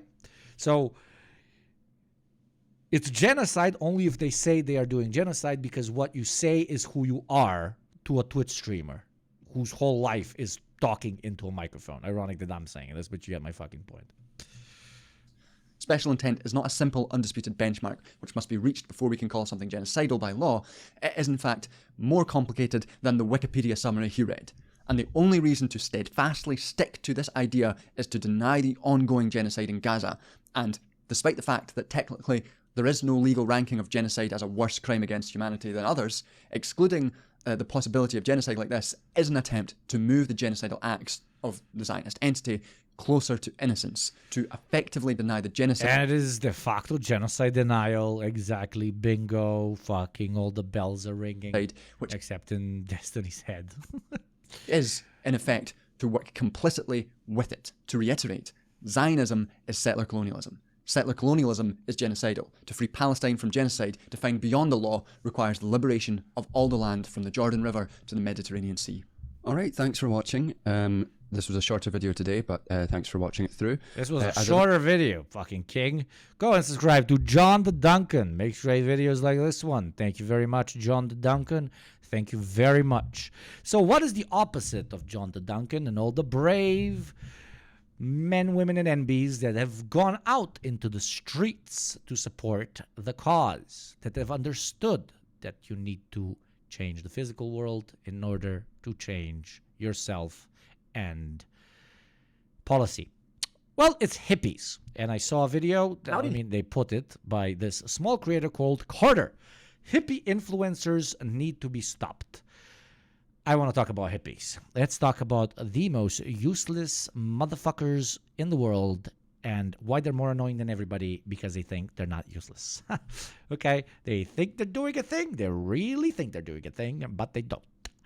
They're like America, but people. Right? Yes. So, let's see this video. Let's give this creator a chance. Hippie influencers need to be stopping. Hippies go from this. You can end the war. Not another time for this war. Stand up and do your constitutional duty. To this. DNA, my mind's making things move. Kidney infection, I heal that too. I mean, curing kidney infections. Oh, fucking, I love that lady. That lady, please, mods, edit the title. Oh my god, I love that. Oh my god, she's my favorite. She's my favorite fucking Pokemon. No, not you, mods, man. She is my favorite fucking Pokemon. Oh god. Isn't she also like fucking rich as shit? When I find out she's also rich as shit, that fucking makes it work so well. Oh. Vibes? I don't think that's something my doctor would prescribe. It seems like every hippie now is just an exodia of every different culture they can, looking to obliterate some white suburban mom's wallet. Exodia! Obliterate! And once they're done milking Karens of all the money. That was so niche, Carter. That was so fucking niche. That reference was so niche. I already like you. I like you. They get bored of sitting in pyramids, selling you 15 different cultures from across the world, or telling you about the alien race that they're related to. They'll move on. I don't think these new age hippies really are about the anti-war, anti-imperialism that old age hippies were. It seems like they've just taken the bad But also, my friend, the old age hippies also, like, they were against it, but I'm not gonna go full of, they didn't have material analysis in their core. They did not understand how actual imperialism works, etc., etc., etc. But their intentional or unintentional choice to remove themselves from the wider political movement, which they very often state they are not a part of, made them something that can be commodified by the system itself, right? They at the end of the day, were just revolutionary LARPers and nothing more. By engaging in the lifestyle of resistance, they commodified resistance as a way of being instead of a direction to push society towards. AKA, let's all sit around, have orgies, and get high, which is awesome. Fucking yeah, you do you. But don't call it revolutionary or, bro.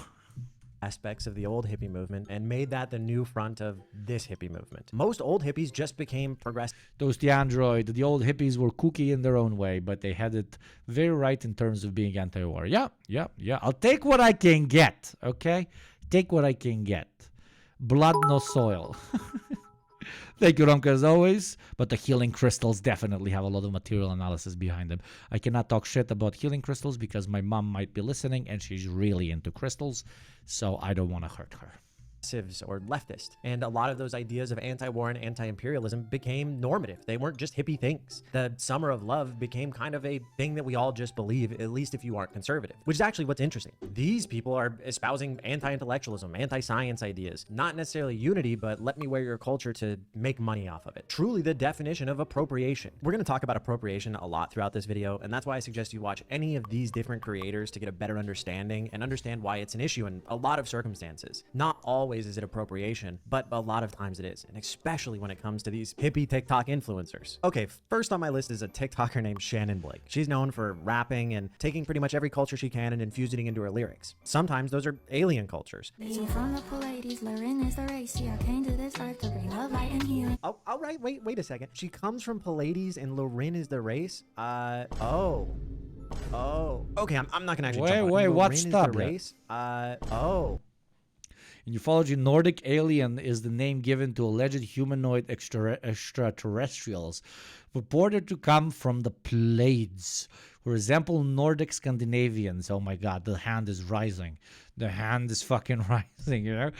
A legend contact list described them as being 6-7 foot tall with long blonde hair and blue eyes and fair skin. So except the blonde hair and blue eyes, that's me. George Adamski is credited with being among the first to claim contact with Nordic aliens in the mid-50s. And scholars note that the mythology of extraterrestrial visitation from beings with features described as Aryan often include claims of telepathy, benevolence, and physical beauty. I can go on hours talking to you about Aryans, but it's a different video.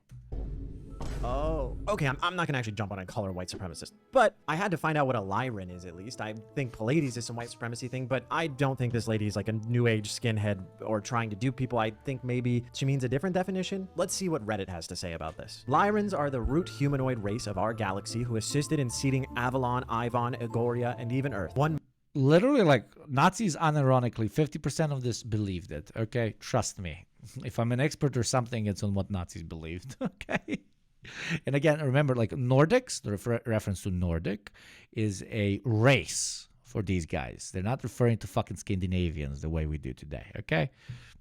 Mind-blowing finding the galactic historians have uncovered is that we all contain Lyran DNA, resulting in not being able to find the missing link with humans and primates. Okay, you know what? This sounds like the plot to Prometheus. You know, the beginning of that movie, the alien one, the prequel. So maybe it's not white supremacy, it's just too much ancient aliens. If today we're able to create a two-headed dog with 6 legs, is it possible that a similar creature existed thousands of years ago? And I say yes. And the only reason this is actually even an issue is because this is textbook appropriation. She takes other cultures, minus aliens, and then makes them her own. She's injecting whiteness. She is a girl from Utah who...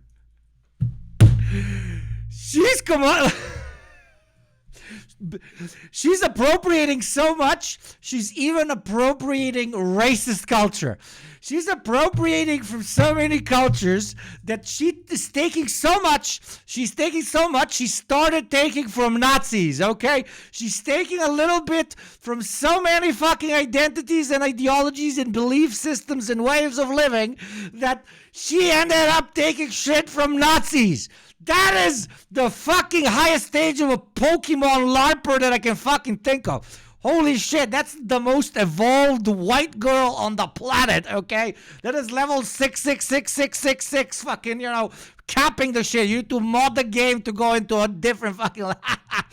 I love it. Who lives in Lake Tahoe in a $1 million home, trying to claim to be a part of these cultures. She's benefiting off cultures that are not hers. She doesn't face any of the hardships that these marginalized communities have. Here's a TikTok from a Hawaiian girl who explains it much better than I ever can.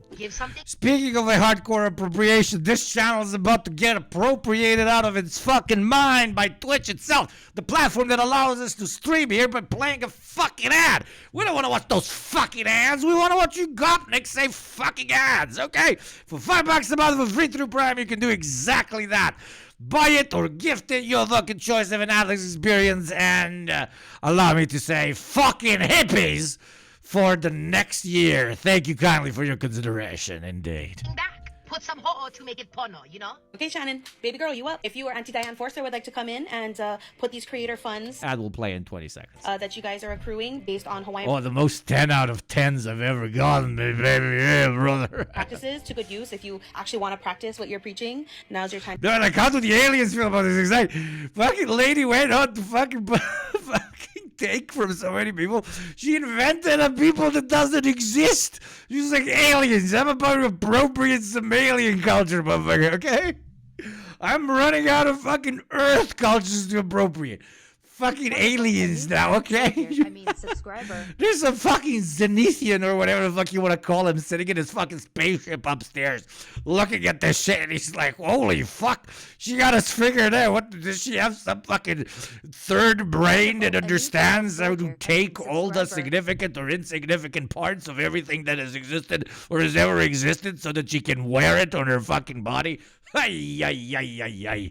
Thank you very much, Dream Sets, for the sub, and thank you, Not No Thing, for a sub. Beautiful, beautiful child soldiers. No ads for you. No ad for you. No ad for you. No ad for you. Today I'm basically fucking Oprah, but for Twitch.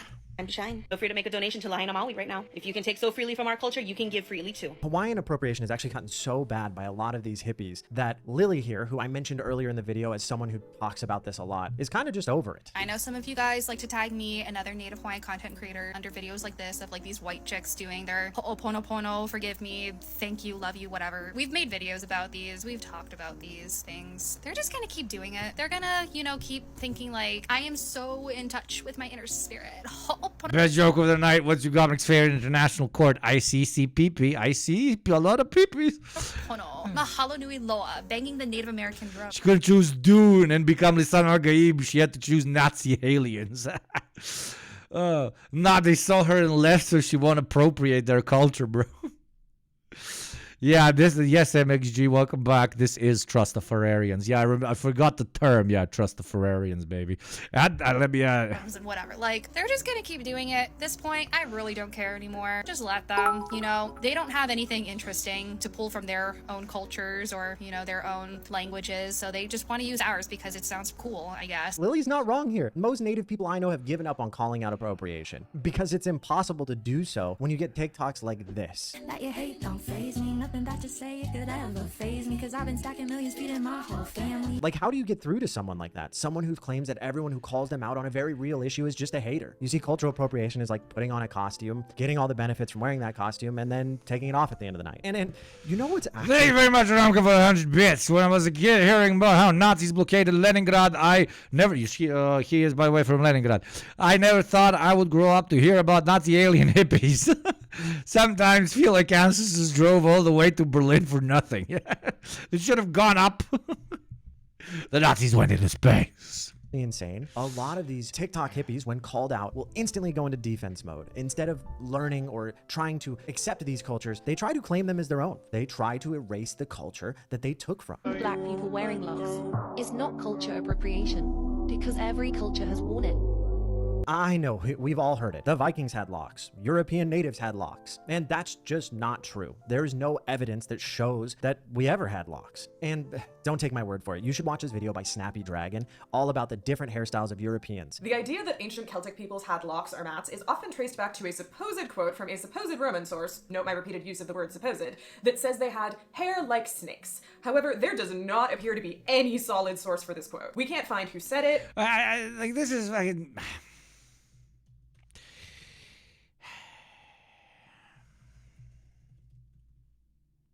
No, not this shit.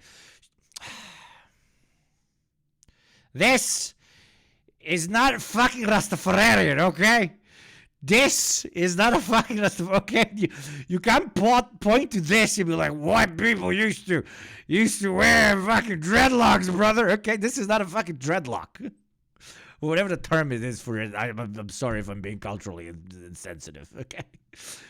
Or when, or in what context it was written down. It does not appear in the primary sources we do have about the Romans' interactions with the Gauls, or Britons, or any other Celtic peoples. This is not a source that can be relied on. Europeans had really interesting hairstyles, and a lot of them would definitely work with this hippie aesthetic you're going to. You don't need to keep saying that white people had dreadlocks when there's no evidence to support that. I beg you. Please don't be like this lady. I think her name was something Trump, not because of the president. I actually don't know why her name was that, but she's no longer on TikTok, and for good reason. Of course, it's always the black women with weaves who want to hate on my beautiful, free-form, curly dreadlocks. It's like, no. Hi, Shaquandra. Hey, just take a fucking gun and shoot yourself in the foot. Why? What the fuck are you doing, lady? Why are you doing this? Do you hate your life? Why are you doing? Oh God! And look! Oh God! Oh my God! Oh. All Slavs must secede from the white race today. We are seceding. We do not want to be fucking identified with these fucking people. I am sorry. We look like them. We get all the privilege from them most of the time, except when we work on their fucking construction sites. But absolutely, we get all the Can we give it all back? Just so we cannot be associated. I do not want to be associated with this. I do not want to be associated with this. Thank you very kindly. I'm leaving the chat. Goodbye. Deleting the fucking white people Discord app. I am out of here. I am so fucking out of here. It's all fucking American and British people on top of that as well. Keep going, hold on. So I made a video about how much hatred I get about my beautiful locks, and of course, the response to that video was a bunch of hatred towards my beautiful locks. So you're proving my point, y'all. Thanks. Hear me out. Maybe it's because you were racist. You forgot you also drive trucks. You have fucking rammed the stereotypes up my ass, man. In that video. But once again, it gets worse. All right, so funny thing, I didn't go and get this hair. It grew out of my head. I know a lot of women spend a lot of money braiding their hair, locking their hair, doing all the maintenance, whatever. I don't have to do that. I have perfect curls. Come on with the texturism. We love it. You know black people also have free forms. I also don't pay money for my hair, but to say you have the perfect curls. Hey, but she's not taking my job, so don't worry. You will be dealt with. And she wasn't wrong. This girl got banned after posting a ton of these extremely racist and doubling down TikToks. I mean, look at this. It just gets worse. I've dated black men, I've dated white men, I've dated Indian men. So, if y'all go on her page, y'all will see that this lady just says a whole bunch of racist, weird shit. She's obsessed, clearly. She's like calling black women Shaquandra and saying that we're jealous of her hair. But for all my black queens that's under her stuff entertaining her, right? Understand this, baby, she ain't as Some people in chat are saying hippie to racist pipeline. There's no pipeline. Okay, it's just de facto. We don't know who she's. Hey, I'm going to build myself an identity. Looks around. Oh, that's my whole identity now.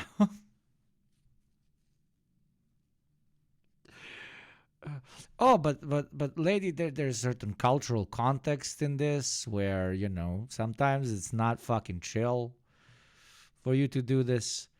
What did you just say? Proceeds to say N-word 700 times. Inspired by. I don't know what that hair is. I don't know what she's doing, who she thought she was. Calling us black women Shaquandra, which I think is a beautiful name, versus Kate.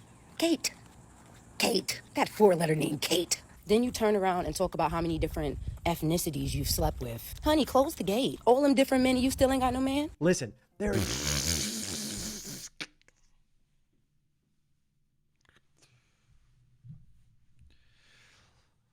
Let us all have 10 seconds of silence for the murder that has just occurred.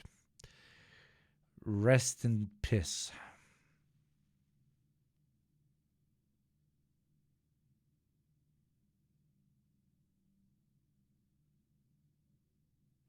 Okay, back to a regularly scheduled program. There's so many of these people out there trying to erase very real culture that's not theirs, and they try to claim it is. And that's about all I'm going to talk about appropriation in this video. Because like I said at the beginning of the video, there's so much more to these TikTok hippies. Since when did it become like a normal thing to be anti-science? Listen, I understand that at the hippie movement, there was aspects of anti-intellectualism and anti-science, but a lot of hippies were still going to college and still looking to become educated. A lot of them were vaccinated. This was a pretty new age. It is liberalism on steroids. They see a world in which they don't want to live in. They don't like shit. But they're so devoid of any sort of class consciousness that they need to explain it away to themselves in a different manner. So it's usually, lizard people vaccinating you and you healing yourself through putting your head through a magnetic field or some shit. But that's pretty much it. Choosing to look away while making yourself feel like you're not looking away. Right? Age trend. And so you get to feel like an activist without doing shit. You get my point, chat? Yeah. I think that coincides with one of our favorite people in America. 2 for 2, man. 2 videos in a row. We talk about, not in a row, but 2 videos Reagan mentioned. God damn, he's the best president we have ever had. Just kidding. I could make 1,000 videos on how Ronald Reagan doomed America, but let's start with his connection to what happened recently. You see, the real reason I think that people fall into this and maybe become anti-vax or whatever is the distrust for the government, and they have a good reason to. The government has never made a good step since Vietnam. We have constantly invaded places or bombed places that we shouldn't be under lies. And unfortunately, our healthcare system is directly tied to that. And that's why if I want healthcare, I go to this lady. This is going to be a full system clearing and upgrade, allowing you to anchor stronger frequencies, more of your consciousness in the body, holding more light in the body. Kurakati ishoro koyara katra ish katra niri kitra uko kia yira shiro koyiraka yira sroko yish katra yira koyishki kitra ya saraka. Clearing. All right, if that's what it takes to heal people, there's no way I have cancer. I've watched... I mean, I feel better. I just laughed. And I feel great. Might have worked. Okay. Might have worked, chat. Stop being so skeptical. Okay. People laughed at that surgeon guy that washed his hands before surgery or after going to take a shit. And they said, ha, that is mumbo-jumbo bullshit. And now, people are laughing at this, but I will see you in 5 decades. When Kiro Kukiri works. It's like every season of Naruto. Before her time, man. Before her time.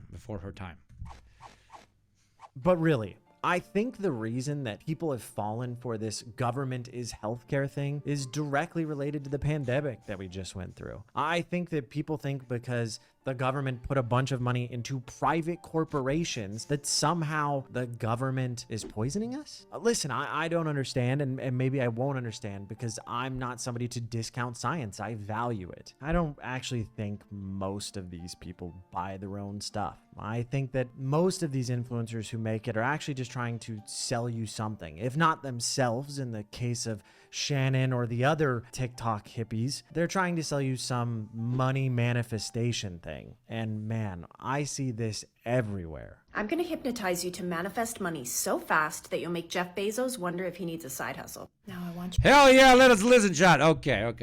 I will overtake Jeff Bezos as the lord of this platform, chat. Okay, let us concentrate. Okay, let's follow step to step. Let's manifest. Let's manifest. This is my favorite. My streamer skills need to improve on me searching for things. Manifesting hard. What was this? Oh God, this unironic videos. Wait. Divorced dad cards. Wait, I'm doing good searches now. Okay, so it's Green Barrett, one of the best channels on this platform by far, by the way. Wonderful, a new child soldier. Green I mean, Barrett. subscriber. Manifestation. Okay, thank you very much, Rotten Girl, fucking legend. 4th month sub. Thank you, very kind. This is one of the best video on these people. Okay, just I'll shut the fuck up. Okay, this guy's. Unironically, I think this is the funniest channel on YouTube. The most original humor. It's incredible, right? I owe the banks a lot of money, but little do they know, I just learned about manifestation. Now I'm gonna get so much money, I don't need a job. Why? Because I can manifest. I don't need the old gods anymore. I answer to no one. Everything is mine. Thanks to manifestation. I owe the banks. I was born too late to Fucking king, man. Absolute fucking king, dude. live life without the internet. And too early to know what life on Mars will be. But I am lucky enough to live exactly at a point in time where I can see a movie about robot cars fighting evil robot gorillas in a theater that serves beer. Thank you, Transformers. Thank you. It is time. Transformers, more than meets the eye. Transformers. I was born. Dude, everything he makes, I swear to God, everything he makes. All right, we're back again, opening up another pack of divorced dads. Here we go. He made a whole pack of cards just for the skit, and it's the divorced dad's cards. And now he will look through them, and it's going to be things about divorced dads. Every skit he makes is I am Dad such a fan. shavings. Okay, if I see Brad Pitt on the street or Tom Hanks or Beyonce, I will walk past intentionally so I make them feel like less of a fucking cult leader. Okay, this guy, I will lose my fucking shit. Okay, I will take 10 fucking pictures, I will stalk him, and I will live in his house and steal his fucking dad cards. eBay purchase. Ass Groove. The Throne. You know, Ass Groove and the Throne, they used to be Scratch and Sniff, but they stopped doing that. Dome of Despair. Okay, I have the one that Dome of comes with a little Despair. bit of hair. It's like a jersey, but it's a hair. Yeah, you made a real game out of it. Yeah. Wall of Pain. Night. Night Drive. Every dude in chat that owns a car knows about the night drives. I will not explain. Every dude that's been sad and has a car knows about the night drives. The fucking night drives. Night Drive. You don't like the Night Drive. Shoehorn. Okay. What? Okay, now I feel cold out. You need to have a shoehorn. I actually don't have a shoehorn. Every time my dad comes to visit me, which is once a year after he left to buy the cigarettes and the milk, he always, because his back is completely fucked. He's like, because he's been like 2 car crashes. He's like, where the fuck is your shoehorn, man? And he's divorced as well. Oh my God. Okay, he might be onto something. Jesus. Last card. Come on. Yes, learning more you got, Nicklor. My parents are divorced. Let's pull the house. Here we go. Oh, holographic speed machine. There you go. Off to the bank. Okay. Hey, The shoes, yeah, man. Oh, God. Fucking legend. Okay, let us manifest now. Chat, let's concentrate on what this lady says to us and let us manifest. I'm going to try and manifest subscriptions, okay? I will try and manifest subscriptions. You guys manifest different things. Knowing you, chat, try to manifest having someone that loves you in your life. I'm so sorry. That was too much. Okay. You to manifest money so fast that you'll make Jeff Bezos wonder if he needs a side hustle. Now I want you to imagine or picture or just pretend, get a sense that you are holding a large amount of cash in your hands. You can Many feel the subs. weight of it. 1,000 You can subs. touch it. Oh, You can touching smell thousands of it. subs. You can Touching you, get a sense of this money that is All yours. the subs. All This the just feels sub like money. Gary V for liberals. Who do you love the most in the world? Wait, let me manifest it. Yeah, it doesn't work. Did it work for you, Chad? Did you manifest your loved ones? Yeah, didn't work. There you go. Hey, family. Somebody had an opportunity to make it fucking. There you go. Oh my god, it worked. Holy shit, chat. I manifested and it worked. Thank you very much, Christuna Fish, for the sub. Holy shit, chat, it worked. Holy fuck, man.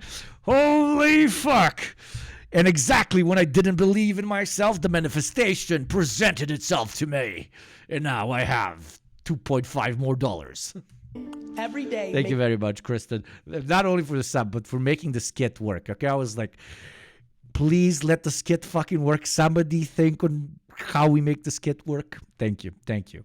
Speaking of skits, by the way, Twitch is about to manifest an ad in 1 minute.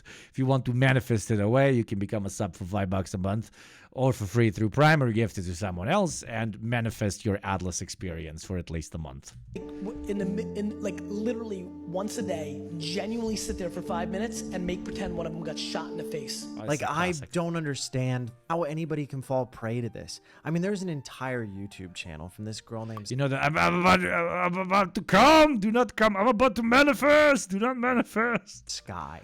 And listen, I think her content's well edited and great, and I like her commentary, but I think she gets scammed more than almost anybody I've ever seen. During the pandemic, I was guided, I believe deeply by my ancestors, to walk in the section that we are now in. And as I was walking, I came across the entryway, which is the reception area, and it looked very similar to this. This is actually very much of the Lemurian codes and the colors. And I'm a mermaid at heart. So you're probably thinking, how is that? I can't make fun of this lady.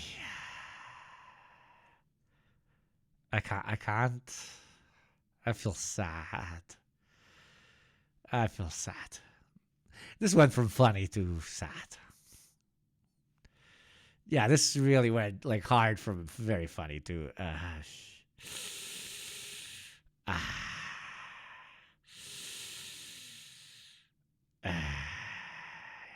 okay, but I just manifested the pain away so we can continue. That is scam. Well, let me just show you the lady's website here. Yep, Laura Fredrickson. She went to Bali apparently and has ancestors there. I mean, listen, I'm not one to... You figgy send me a link. You figgy sends me a link. I fucking click. We need more of this. If you are a heterosexual, then keep scrolling, straighty. This design is for the lesbos. It's lesbian time. Let's have a crush on the gender and do nuzzling with the homos. Also in queer version, bi version, and classic boy gay version. What? Ufigi, you son of a bitch. And thank you, Rocco, for the 100 bits. I was guided by Nordic, Celtic, Gaelic ancestors, and they told me my wife is Hamas. Ramka is doing hardcore shit. We're merging all the lore we're creating on today's stream. Okay, so if I wife beating intent, Nordic alien manifestation, love it. Judge someone by the way they look, but I would argue she probably doesn't have ancestors in Bali. Listen, I don't want to be like a bigot, but she's from San Francisco and she was a very wealthy stock trader. She looks like a regular white suburban mom. Okay, now I feel less sad. Not one to say that there's no way she's related to someone from Bali, but I just doubt it. And when she claims to have lost all her money in stocks in the early 2000s, how did she have enough money to buy this facility or the stones? I guess manifest more money? It's preying on those... I mean, I guess it worked, but why didn't it work when you were fucking stock trading, bro? But then again, the economy is made up and there's not much difference between trying to manifest a stock going up and it actually going up. Well, let's be fucking honest here, right? She might be onto something. That's all I'm saying. Those who are maybe visiting on vacation. By the way, go subscribe to this wonderful small creator. Very, very funny video. I actually don't know who the target I don't want to exploit demographic is. And listen, this isn't the first time Sky has gone to these things under the guise of, I guess, journalism or asking questions. And the unfortunate reality is Sky kind of believes it herself. She sells things like this and gives into it. I don't necessarily think she's an evil person, but she's definitely not doing any favors. Let's look at one video in particular. She went to this Egyptian ceremony, and at the end she asked some questions, and these people just hand waved it away. And Sky seemed to not really care or push back. Because these are ancient Egyptian magic practices, how do you address the conversation or criticism around potential cultural? Well, you know, it could be interpreted that way with all the symbols and the ritual wear, etc. So there are like elements being utilized. So how would you address that? What's cool is these technologies that we're utilizing, the majority of them are original, divined from the board. The board is original, teaching us through the divinatory method what to do. And even the board came from a dream. Motherfuckers will be talking about the board that came from the dream divination method. They're getting some fucking class consciousness, bro. Fuck yeah, bro. We're so fucked. Okay, let's write this down. And as far as the tools and the symbols that are pre-existing, date so far back, you'll have millions of ancestors. There's a piece of acknowledging the thread of these ancestors connecting with our own webs, and as well as a commitment to learning our own bloodline. I wish I had a Ouija. How does that answer the fucking question? It looks like you're LARPing as fucking Egyptians. She basically said, she basically said, if we go back enough, we're all African. Like, she did this. She did this. She did this. She did this. She did this.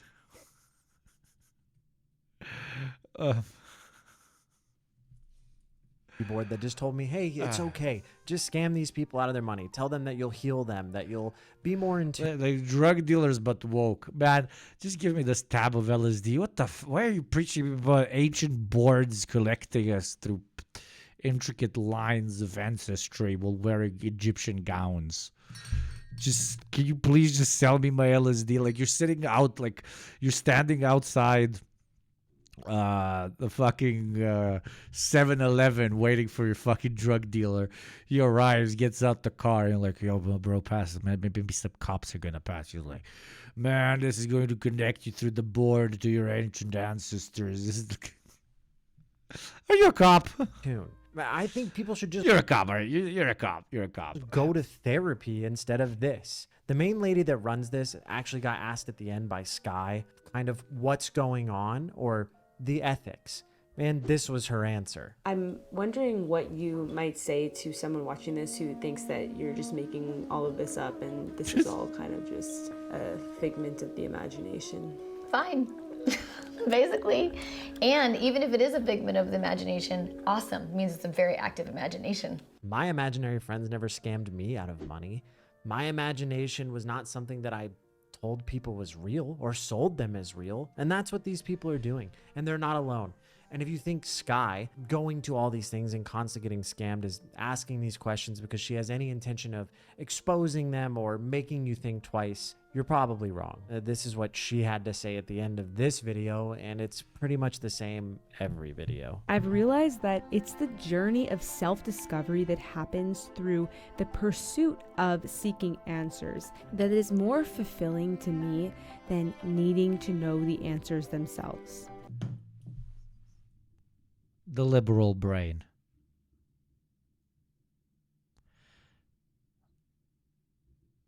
I will add nothing. That is the liberal brain. They don't want the truth. Because that's the uncomfortable part. That's the uncomfortable part. Okay? I was deeply impacted by my time with ISIS and have been inspired.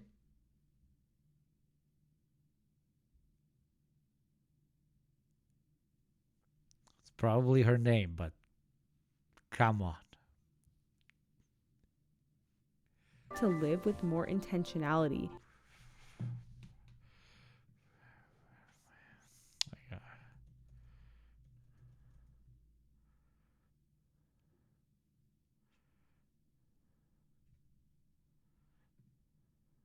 Hang on. What? Question. What? Are we not saying phrasing anymore? Which, that's fine, whatever. But if we're doing a new thing and nobody told me, that I'd have a problem with.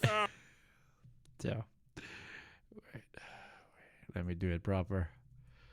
To me than needing to know the answers themselves. I was deeply impacted by my time with ISIS and Hang on. What? Question. What? Are we not saying phrasing anymore? Which, that's fine, whatever. But if we're doing a new thing and nobody told me, that I'd have a problem with. And you think the joke ends there? No, it doesn't. Because the people from Archer the Show are also members of ISIS.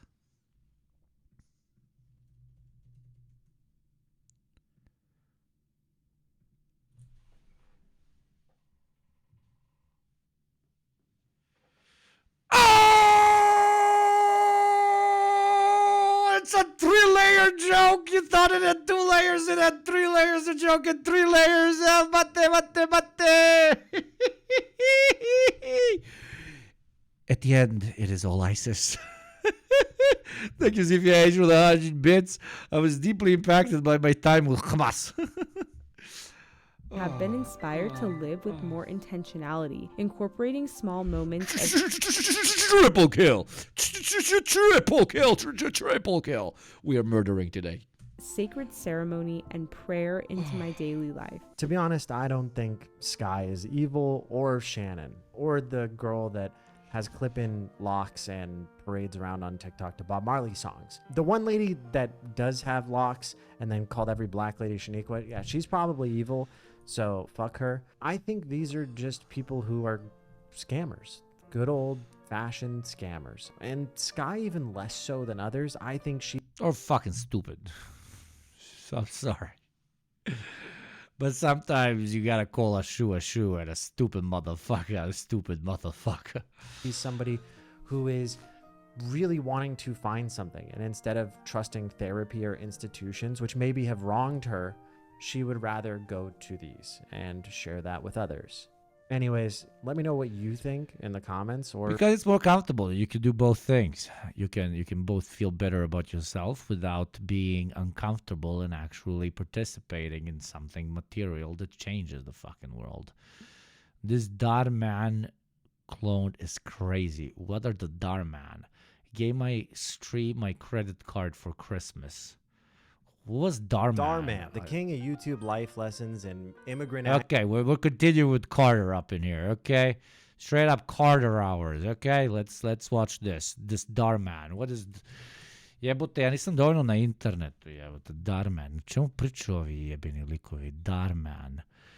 Darman is an American entrepreneur, film producer, YouTuber. He's best known for his video production company. Darman. You can change. Oh, but these are my favorite. Yeah, we're doing this video. You can change, and my mission is to help you do that. I mean, before you help me change myself, maybe change that fucking haircut, dude.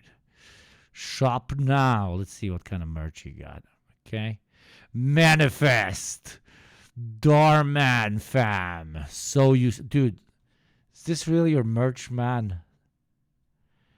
What happens in the dark always comes to light. Instantly regrets it. God, this is the worst merch I've seen in my life. This takes the cake. This is the worst shit. This is the worst merch I've seen in my life. Holy shit. You want to see good fucking merch? Okay? I see good fucking merch. This is good fucking merch, okay? There's a look at this shit. Okay, there's a fucking Xi Jinping, Serbian, American, Syrian flag. There's dollars, there's Serbian dinars, there's Iraqi dinars, there's bullets, there's my BMW, and there's JT's fucking Volvo, okay? This is good fucking merch, okay? The more fucking stupid and unhinged it is. Also, this one kind of slaps. This is like, we made like revolutionary, whatever the fuck you want to call it. A new child soldier. Subscriber. Like this, if the Cuban Revolution had a football jersey, right? And then just some edgy Slavlas Sovietam. Is it hot down there? Goes pretty hard as well. Yeah. Thank you very much, Transketamine, for the resub. Welcome back, my beautiful child soldier. And thank you, Locky Pathos, for the sub. Welcome, beautifuls. Welcome, Wonderful. welcome. A new We're child getting soldier. closer I mean, to the subscriber. goal. Thank you kindly. Actor exploitation is no longer alone. Clones are popping up everywhere. They see that family-friendly money.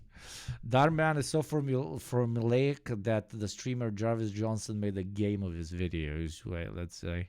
The reason we brought you here. It's 1 hour long. Jarvis Johnson live.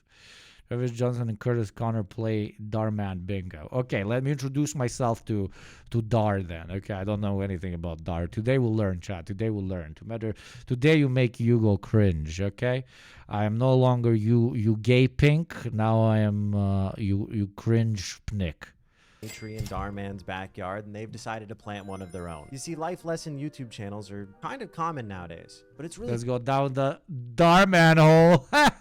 Good one, Ian. Good one.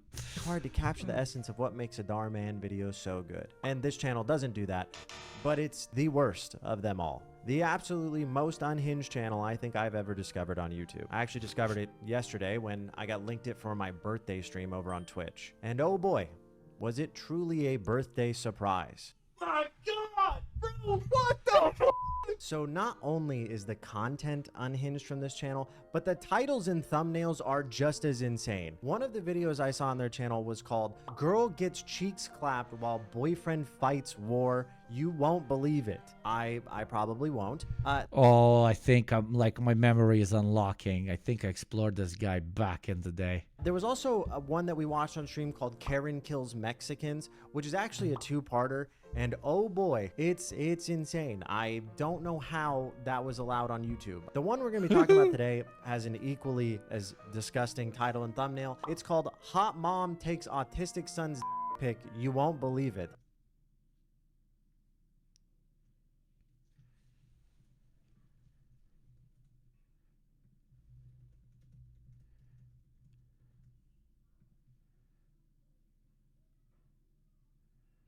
That bow tie would look better on your dick, bro. Sure would.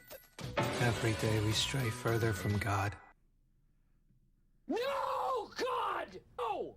What the fuck?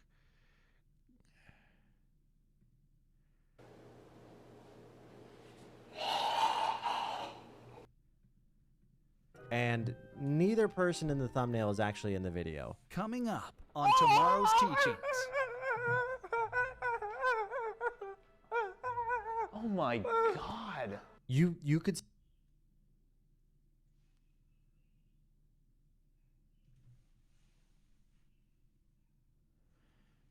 say that again. Oh my God. I don't have words, and I can tell that this is not going in a good direction. Let's see what happens. Oh, hi John. How may I help you? You know why I'm here. Okay, this scene drags on a little too long. She sits down and has tea with him and essentially is discussing how she can make up her missed rent payments. You guys are hitting me with little clips. Darman lore. We don't want to adopt some gross little monster like you. We're here for the perfect child, for a nice child, for a good kid. And you know what? You're neither. In fact, you're lower than a rat. Now go away! You should just call him... Wait. What? You're neither. In fact, you're lower than a rat. Now go away! I don't get it. I'm just like the rest of the kids here. Can't you see that you're different? Look at you, look at me. Do you not see a difference? I don't see it. What don't you get? Are you dumb? What do you mean? Your nose is different than mine. Your hair is different than mine. Just tell me, why won't you adopt me? I'm not gonna say it! Why won't you adopt me? Because you're black! I think you got that part when you called him the N-word. How has this passed me by for so long? This is a year-old video. How do I not know more about this? Holy shit. Let's get right into the fucking Darman whole thing. Thank you very much, Rob, for the 100 bits. Ancestors definitely drove to Berlin for nothing. Imagine a universe where Darman got a proper education instead of making lumpen content. That's what you can, that's a great thing to call it, lumpen content. And she's willing to do pretty much anything to make up for those missed rent payments. I've already given you too many chances. What if I can show you a good time and we forget all about Megan, this? I'm gay. So this lady just tried to seduce her landlord and... Dude, there's so much happening in the first 10 seconds. She brings in the kid that is... I'm not even going to say what the fuck is happening there. And immediately sits next to her landlord who she tries to seduce, who's gay. Everybody's many things. I am Darman. Failed. Also, this isn't even uncommon. That is a super common theme on this channel, is people trying to pay for things with sexual favors. And this one Darman doesn't have a very particular fantasy. No, not at all. Doesn't have a particular fantasy that he puts into his videos. Why do people like agree to act in these? Like, unless he pays them, I don't know, 20, 30 fucking K to act in this, I would not act in this. It's even worse once she introduces her son. And no, it's not going in the way that you think of. No, I thought that too. You're a terrible, sick person. They would probably do that, but they didn't do that.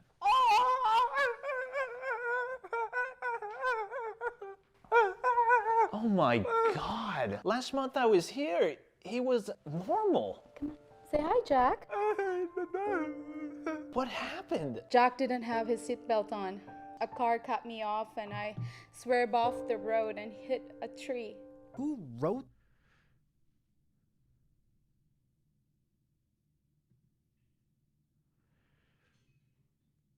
So she swerved off the road and hit the tree, and okay, that made the kid whatever the fuck they're trying to present. But why is the video called Hot Mom Takes Autistic Son? Did they just imply that you can get autism from car crashes? This is incredible. This is incredible. This is absolutely incredible. It was a vaccine tree. Telling her landlord these things and where this is kind of going.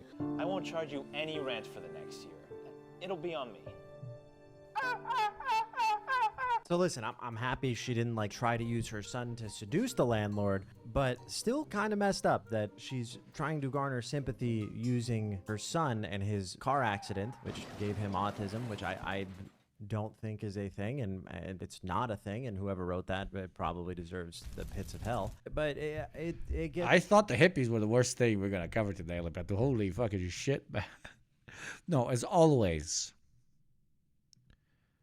the content creator is the worst animal on this planet. It is the apex predator of cringe. The only competitor it has in this ecosystem of posting L's is the gamer. I don't know which one is worse, to be honest. It's worse somehow. Thank God I put you in acting classes. Mom, I can't keep doing this.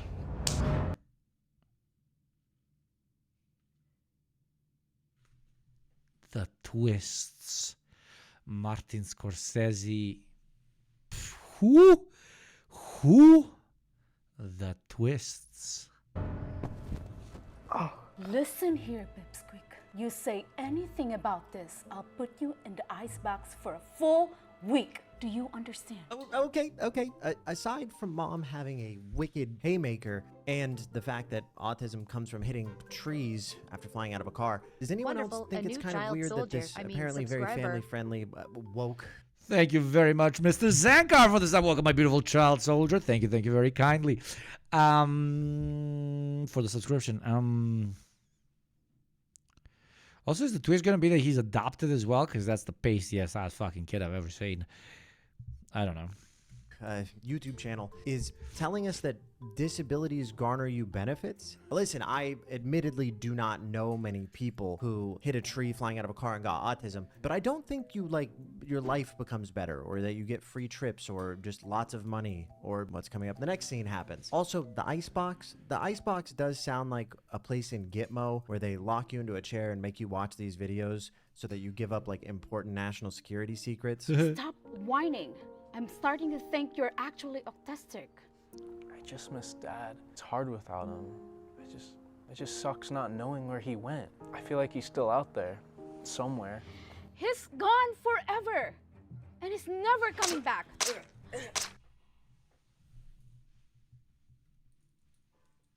Whoa! Whoa! I'm sorry, but this is so bad. It's kind of good. Hate me, but it's passing that threshold. It's passing that threshold. I'm sorry. God forgive me, but it's passing that threshold. It is of so bad that it's good. It's getting there. I'm sorry, but it kind of is.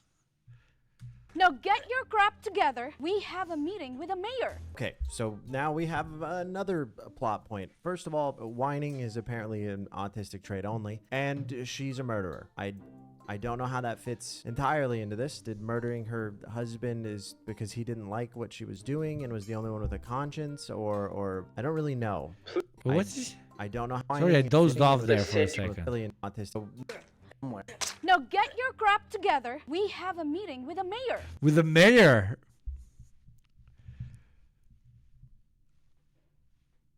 This is great. Okay, so now we have another plot point. First of all, whining is apparently an autistic trait only, and she's a murderer. I don't know how that fits entirely into this. Did murdering her husband is because he didn't like what she was doing and was the only one with a conscience, or I don't really know. Please, call me Mike. Now we're gonna send you 100... Whatever you do, keep this man's videos away from any database that AI uses. Because if AI watches this and thinks this is normal, it will murder us all. $1,000. Hopefully, this can pay for some of the medical bills. Oh my goodness, Mike. That would be amazing. Your story has moved us all. We want to make sure that you guys have everything you need to be set for life. Babe, what's wrong with you? What was that? What's going on? Oh my God. I think Jack is having a panic attack. We have to go now. Jack, why do you sound like that? Okay, hold up. So when did this, I have a lot of questions. When did this happen? What are you doing here? Last night Jack asked me to come over. What's wrong with him? Can't you tell? He is autistic now. Oh my God.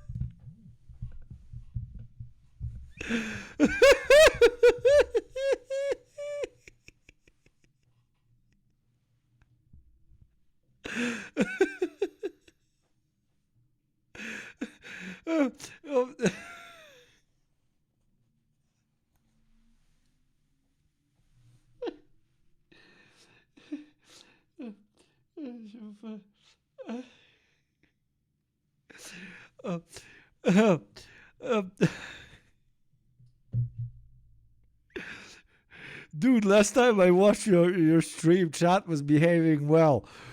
What the fuck? That's because chat is autistic now. Calm the fuck down, okay? Salmonella!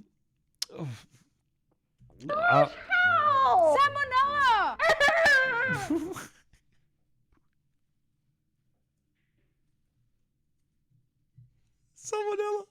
This can't be. I was literally talking to him last night. Well, things happen. Salmonella also, I don't think, causes autism and might arguably be worse than the hitting a tree story before. And why is everybody just running with the story that you develop autism? She looks kind of like at least a teenager, maybe an adult. There's no way that she doesn't know that autism is something you are born with, right? Like, surely she knows that something is up here and she's going to tell everyone.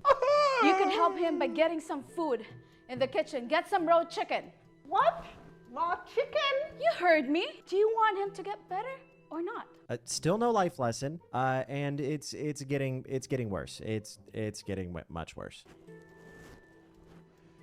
At this point, I'm not even commenting. Like, at this point, I'm not even reacting. If you say a word to her that you're faking this, I will send this to your friends and they will know how small it is. Does mom do this regularly? How does she know how big Oh man, this is terrible. This is actually a war crime.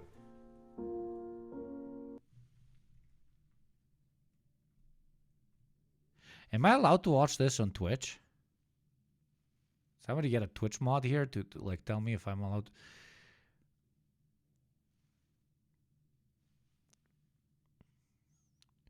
There's a positive in this. Like, I feel better about my life.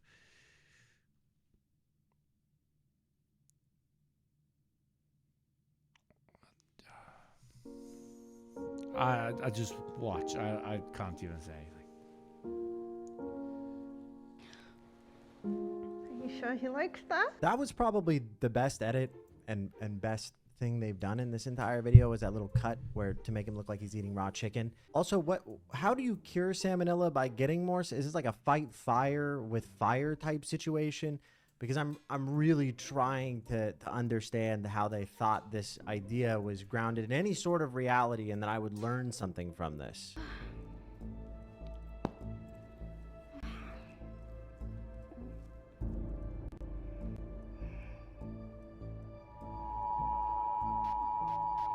The Centers for Disease Control have confirmed that people are turning. No, fuck you. At this point, fuck you. At this point, go fuck yourself. Go fuck yourself and your whole fucking family, okay? What? Into zombies. Any corpse with its brain still intact will still function. This can't be. Apparently now it's turning into like a 28 days later type situation. I wanted to be in that writer's room. How did they? And apparently this isn't Darman. This is like some Darman clone. Like, I don't know, but like he elevated the art form. Did ChatGPT make this? Because I don't think a human being could come up with these plot points. No, Mom, don't let him eat me. Jack! No! No!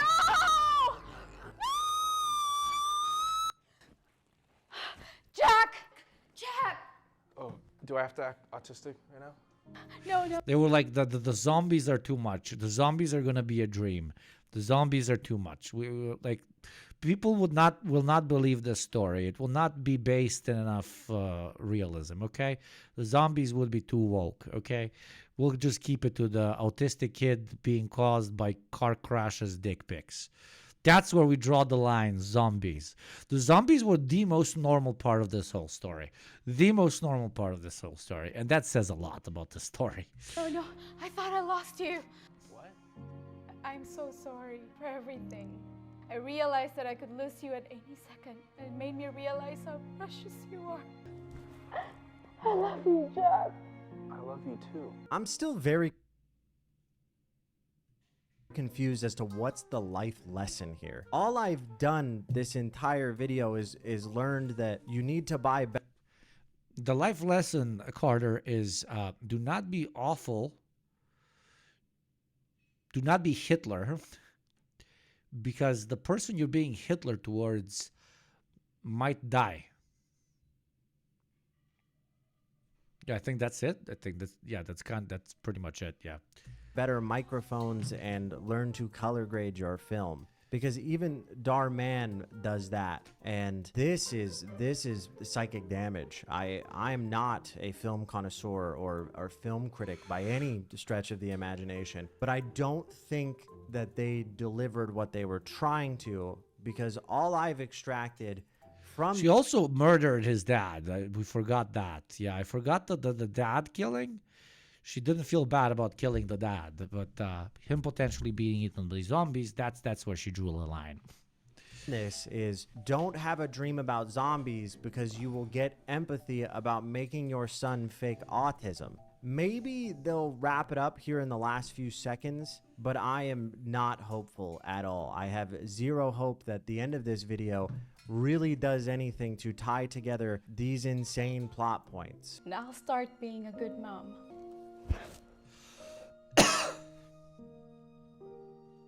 Hey guys, we hope you enjoyed that video and the important lesson. If someone has a disability, that makes them no different from the rest of us. We're all the same, and we should all treat each other the same. Please smash that like button.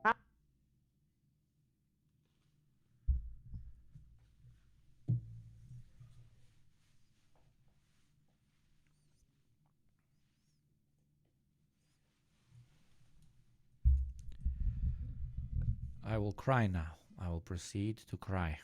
How? I think you broke me. The is that what I'm supposed to get out of this video? Is this guy being held at gunpoint to say this? There's no way this guy owns this channel. This is an actor, right? There is a guy with a gun behind the camera pointing it at this kid. There is no shot that that is what I'm supposed to extract out of this. I have a theory that these are actors either held at gunpoint or that they're just being paid by someone who lives overseas writing these plot lines and then just paying them to act it out, and then they send it to them and make the video. Because there is no way that that's what I was supposed to get out of this feel-good video. But anyway. That's actually a hilarious thing to do if you're extremely rich. Like, very rich people don't even know what to use their money on, man. Like, if I was extremely rich and a disgusting piece of shit, just write the worst script of all time and pay 5 people to act it out. And then make somebody else edit it very badly, intentionally. Like, give them extra money so the edit is very bad, and then upload it on the internet. Now, that's money. Anyways, if you want me to make another video about more of these tomorrow teachings, I gladly will. Make sure you follow me over on Twitch, and I'll see you next time. Ah, that was fucking hilarious. Thank you very much, Carter. That was very fucking funny. Gets into our drinking water, which can cause a condition with a truly horrifying name. Since the 1940s, scientists have warned that exposure to excess nitrates can inhibit oxygen circulation in an infant's blood. Consuming high nitrate water will tend to strip oxygen out of the blood, and that produces this blue baby syndrome. It's true. There is a condition called blue baby syndrome, where excess nitrates deprive kids of oxygen and... Corn is such an inferior crop because I don't have any alcohol made out of it. Preach, exactly. It can be... Oh, wait, let me Google. Can you make alcohol... You make alcohol from corn. I'm about to become the biggest corn hater. Corn whiskey is made from a mash of at least 80% corn and distilled to a maximum strength of 80% alcohol by volume. Okay, so I guess you can. Wow. I've never heard about this in my fucking life. That honestly sounds fucking disgusting. 190 proof. Neutral corn spirits. The fuck? Making corn whiskey. I turned corn into whiskey and filled the barrel. Today, I'm going to be filling one of these super cool barrels with nothing but corn. Oh, you're going to and try we have a it? little bit of testing along the way. You're going to try some of it? They gave me the yeast, and they... Doesn't seem to try it. And honestly, the distance... generic fruit salad and smelling it, you know, one that... Yeah, whatever. But yeah, Sure. okay, I there's don't know. corn whiskey, apparently. That's the only way for you to, you know, like, enjoy something truly ironically, right? Like, this vape is bad for me, and this 40% proof fucking rakia is bad for me.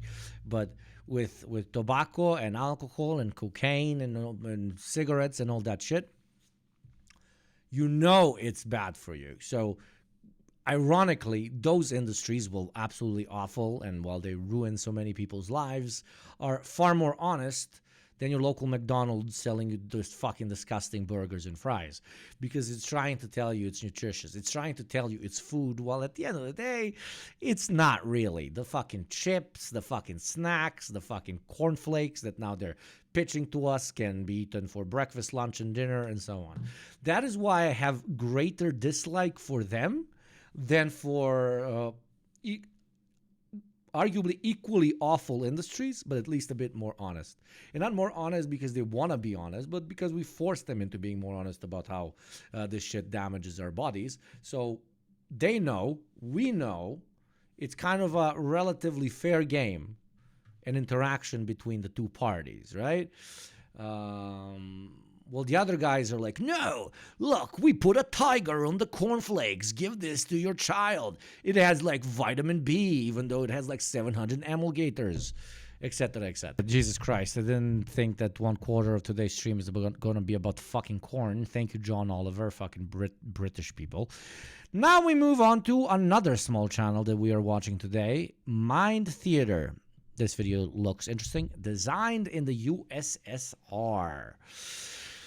We talk about capitalist aesthetics here very often. We talk about advertising. We talk about the ideologized idea of identifying with the products you consume, creating subgenres of culture through which we filter our alienation as a way to tell ourselves that we are actually special as we dive deeper and deeper into absolute unhinged alienation.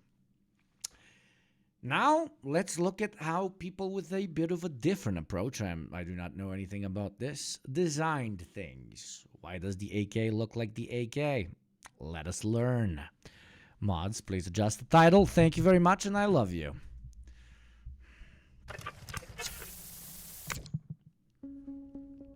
Something like how the USSR designed things or whatever. I don't know.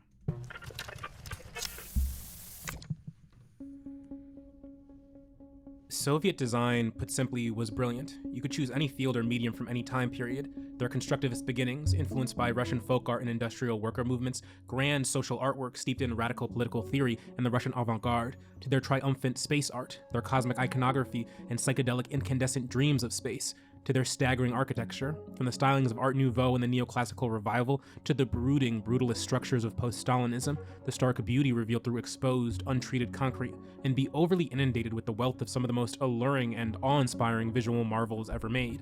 But I think it's the industrial and commercial product design, spanning from the period of the 50s to the USSR's decline in the late 80s and early 90s, that was by far the pinnacle of what Soviet design had to offer the world, marked by an emphasis on functional sustainability and advocacy for cultural and scientific advancement. The designers, engineers, and thinkers of this period in Soviet history were some of the preeminent experts when it came to crafting living, breathing cultural artifacts, imbued with the design ethos that form followed function. My grandma still has her Yugoslav fridge from believe I checked it was from 1965. It is 2024 now, and while she did buy a new fridge for the first floor of my childhood home, which 2 floors of a house with a big yard were built thanks to a so-called state bank loan back in early Yugoslavia, whose interest rate was a whopping 0%. She still keeps the old fridge on the second floor in her part of the apartment, or her part of the house, that she uses regularly, because she literally, to quote, "The new ones don't cool it the way the old ones used to." Form over function, form over function, form over function. I made a video about this a very long time ago, and it's about how capitalism basically inevitably gives you shittier and shittier products, because when you operate under the profit motive inside of a market system, a sentence that you hear me often put out, you come to a point where the increase of product quality does not relate to an increase in profitability at the same rate as you just putting all that money that you would have put into product quality into advertising. That's number one. Number two, you cannot have high profitability if people only need to buy one product for you. You need re-releases, you need things to break down, etc., so people buy the newer version, newer version, newer version. Because if we made a perfect product, what the fuck would happen? We would only sell one. So our limit for potential sales would literally be the population of the particular place that we want to sell this thing to. That doesn't sound very fucking profitable to me. So we intentionally make our phones update. We intentionally make our fridges die. We intentionally make the pixels on our TVs rot. We intentionally make the fucking chairs and tables wobbly and fucked up. In an alternative system where this quite literal contradiction, which is a funny contradiction to have in capitalism when the whole pitch is, hey, international suffering, genocide, mass murder, imperialism, sweatshops, all of those things are bad, but do not protest them because we will give you good shit, right? It's very funny that a system that prides itself in giving you good shit, at the end of the day, realistically, doesn't really. You don't really get the bang for your buck. Well, in a system which is not driven by profit, where your name in an enterprise and on a particular utility garners either respect or disrespect based on how you design it, how you create it, what material you use, and its longevity and function, then the motivation is a little bit different. Right? So let's see what this creator has to say about Soviet design. Right to repair, right to own. Exactly, Zapata. Exactly. With a visual and what I was referring to previously is planned obsolescence. Yeah, it was very funny because when I made that video, a bit of Ugopnik lore, when I made that video, well, let's go back to the ancient past. Contrary to popular opinion, I only have 40 videos, by the way. I don't make many videos. I have 40 videos. It was a very old video. Where is it? Yeah. Capitalism makes shit products, planned obsolescence, and the inadequacy of the market incentive. I made this on August 19th, right? August 19th. And then much bigger budget, of course. 6-7 months later, this guy makes a decent video, absolutely, but all the same points. What I want to say, I'm not shitting on Veritasium. God bless Veritasium. Not God bless. I don't know anything about them, but the budgeting on your shit really changes how the fucking algo eats it up, and how many people watch. Of course, it's fucking obvious. And political appeal. I had the same thing happen with my fascist aesthetics video with a different guy with a 10 times bigger budget made one, and it had like fucking 50 million views. Started with the V-Night. Established in 1962, the All-Union Scientific Research Institute of Technical Aesthetics, through its creative production apparatus. Speaking of quality versus quantity, here you get quality. With ads, you get quantity. Well, one of those quantity-inducing ads telling you to buy products that will break down tomorrow is going to start in exactly 1 minute and 15 seconds. But you know what doesn't have planned obsolescence? Me, myself, and I. I intend to live until at least 120 and entertain you and radicalize you daily. So you have an option.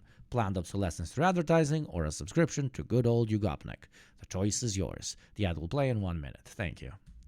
Served two main purposes. One, to improve the overall quality of Soviet products and goods, their design and functionality in the hands of everyday consumers, and two, to decrease the growing gap between the Soviet Union and its industrial Western rivals, a process that began by borrowing much of what great Western designers had already created, reimagining and retooling them through the lens of both Soviet ideals and the specific material conditions of the USSR, radically changing the way we would view the political and practical. Thank you, legendary MXG, for the 5 gifted subs. Thank you very much. It is people like you and your 59th gift sub that allow me to not become obsolete or to plan my obsolescence or whatever the fuck I want to spin it with. Thank you very much, MXG. I really appreciate it. Practical function of design in society. We see this in the mundane and ordinary, the everyday objects that populated Eastern Bloc homes, offices, and public spaces, from durable space-age vacuum cleaners to confectionery wrappers and children toys. Soviet design stressed a kind of stylistic practicality that went from their packaging to the products contained within them, and more than just being practical, they reinforced sustainability at every turn. Take these, for example, the popular Avoski fish bags used widely throughout the Soviet Union's reign. Made from recyclable netted materials, they could fold easily into— Oh my god, I missed these. Man, I haven't seen these in a second. I have not seen these in a second. Holy shit. pockets or bags and be washed, made with extreme durability in mind. Our modern sustainability trends have made the style of bag become en vogue again. Or these wide-neck dairy bottles with aluminum caps, unlabeled, fully recyclable, and produced with minimal resources. And recently, like, they sell, I believe it's Russian beer here in like Russian-speaking world or whatever you want to call it, shop. They have Kazakh products, Ukrainian products, Russian products, Belarusian products, etc., etc. Ex-Soviet Union world, okay? I don't want people killing me for calling it the Russian-speaking world. But now, like, they use the recycled old ones for beer. And you get 1.5 liter glass bottle of beer with a screw-on cap. It's ridiculously cool. It is ridiculously cool. It just looks like nothing else in the store.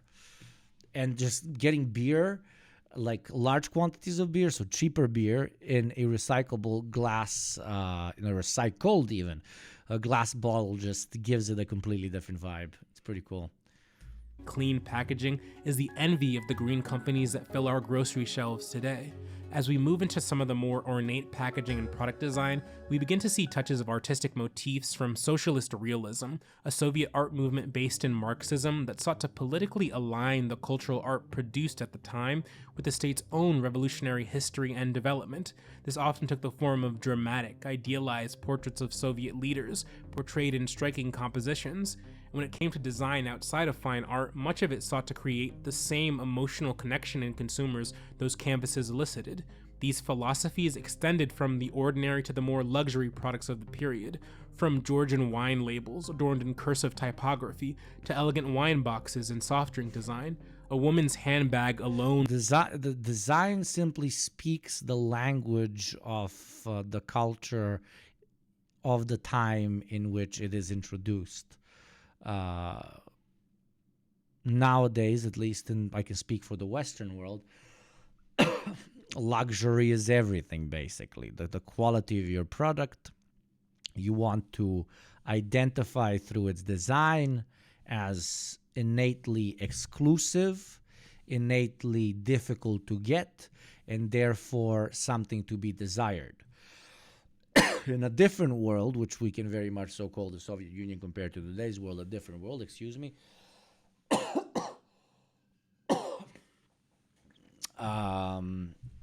What do I want to say? Yeah, in a different world where aspirations were directed at something else, the design obviously spoke that language. That's why shit, and also depends on the material conditions domestically, obviously. Could contain an entire world of design within it. In the stunning perfume and makeup collections, stylized as sexy cigars and atomizers, we see breaks from more utilitarian design philosophies.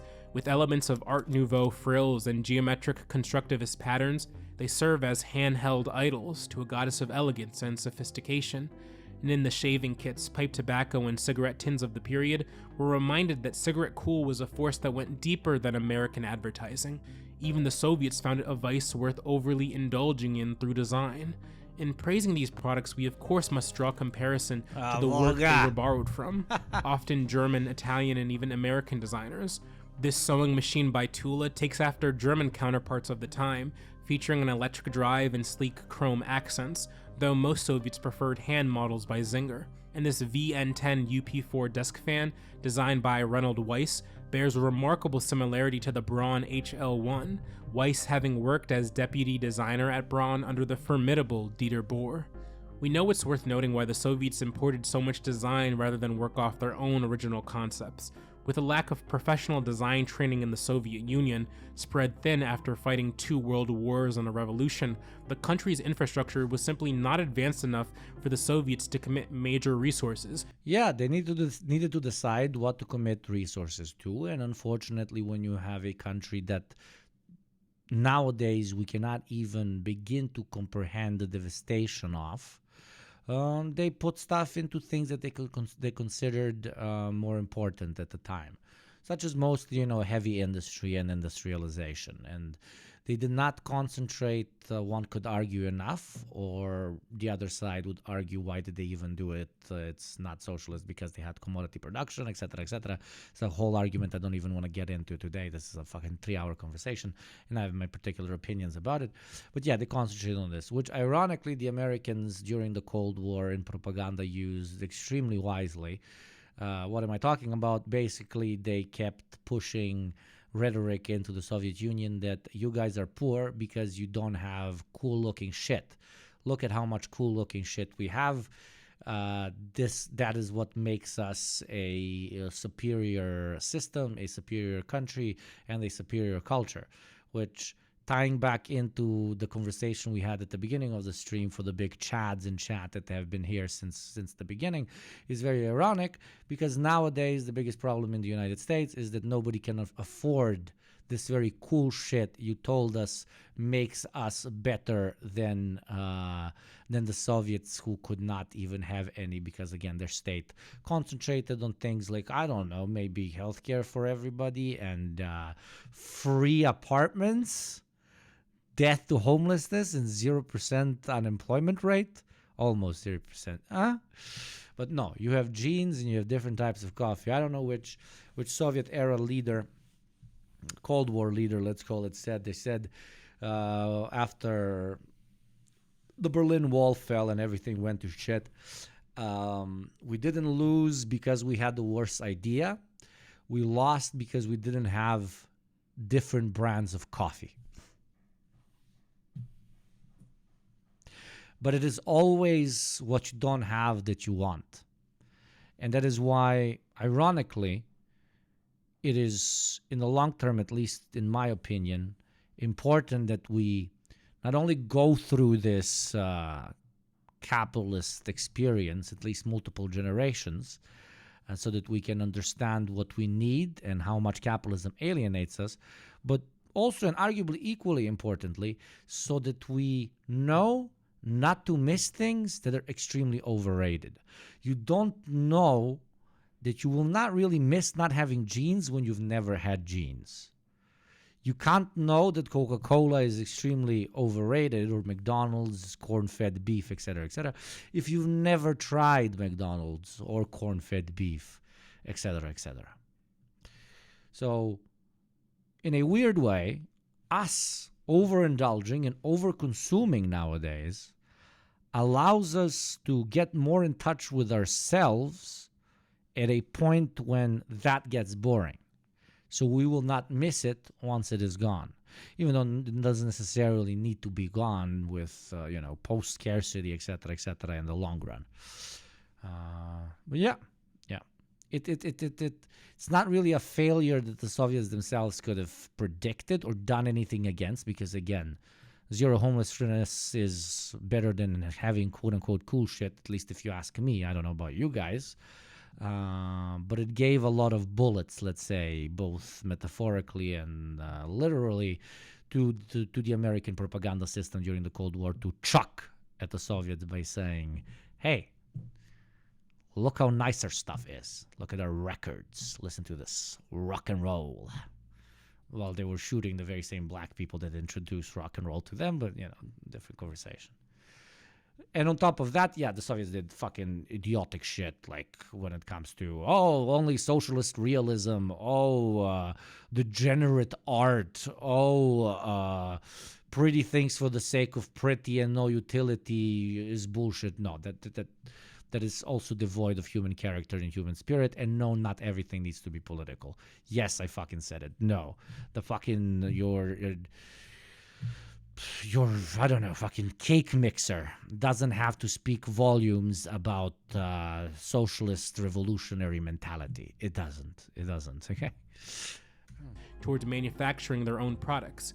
And so in the early days of V-Night, sample product rooms became the true birthplace of the Soviet contribution to design, a process that involved engineers buying Western consumer goods, studying products they liked, taking them apart, and copying them with the materials available.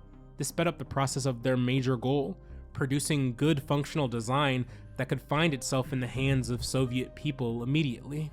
As their own industrial infrastructure burgeoned more throughout the 70s and 80s, they were far more well-equipped to make and eventually export their own designs. Where they weren't lacking in terms of infrastructure, however, was their graphic work, from magazines to film posters. In the same way capitalist advertising reinforced consumerist culture through the lens of design, Soviet advertising and marketing was one of the crucial ways that state ideals could be spread and reinforced to the people. Whether it was the cutting-edge tech depicted in Soviet Life magazine or the latest fashions in gum, a peek into the Soviets' visual history reveals that beautiful design and beautiful people could sell clothes as much as they could. Johnny, dialectically, to be frank, my co-host and I looked into it at length, and we really couldn't find any sort of propaganda force that rivaled that of the US West was investing in. Absolutely. In terms of things like Radio Free X, the IRD committing a large budget to funding the sort of things that the McCarthyists were saying was happening, let alone militarily committing to the sort of engagement that the US/West were doing, like Gladio, South American death squads, etc., etc. Absolutely. Dude, there were billions that we cannot even count, and I'm not talking about the wars that they invested in during the Cold War, but billions that we can't even count in repitching to the proletariats of the world that their interests lie more into good-looking consumer goods, than basic human rights such as shelter and right to employment and healthcare, etc., etc. Thank you, Ronka, for the 100 bits. It's quite sad how the whole "we want liberalism to have cool shit" rhetoric went all the way up to the leadership. There was a view that the more you consume, the more communist you are. Yeah, it's fucking ridiculous.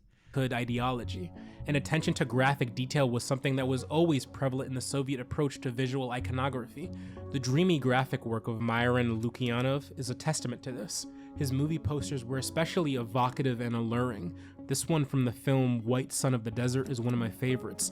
The sweeping, curved typography, following the shifting dunes of the sands, the usage of deep, rich colors, reinforced by strong, heroic imagery, is unparalleled. The horse is in perpetual motion. Lisan Al-Gaib, Soviet Al-Gaib. What would it be? Comrade Lisan Al-Komradib.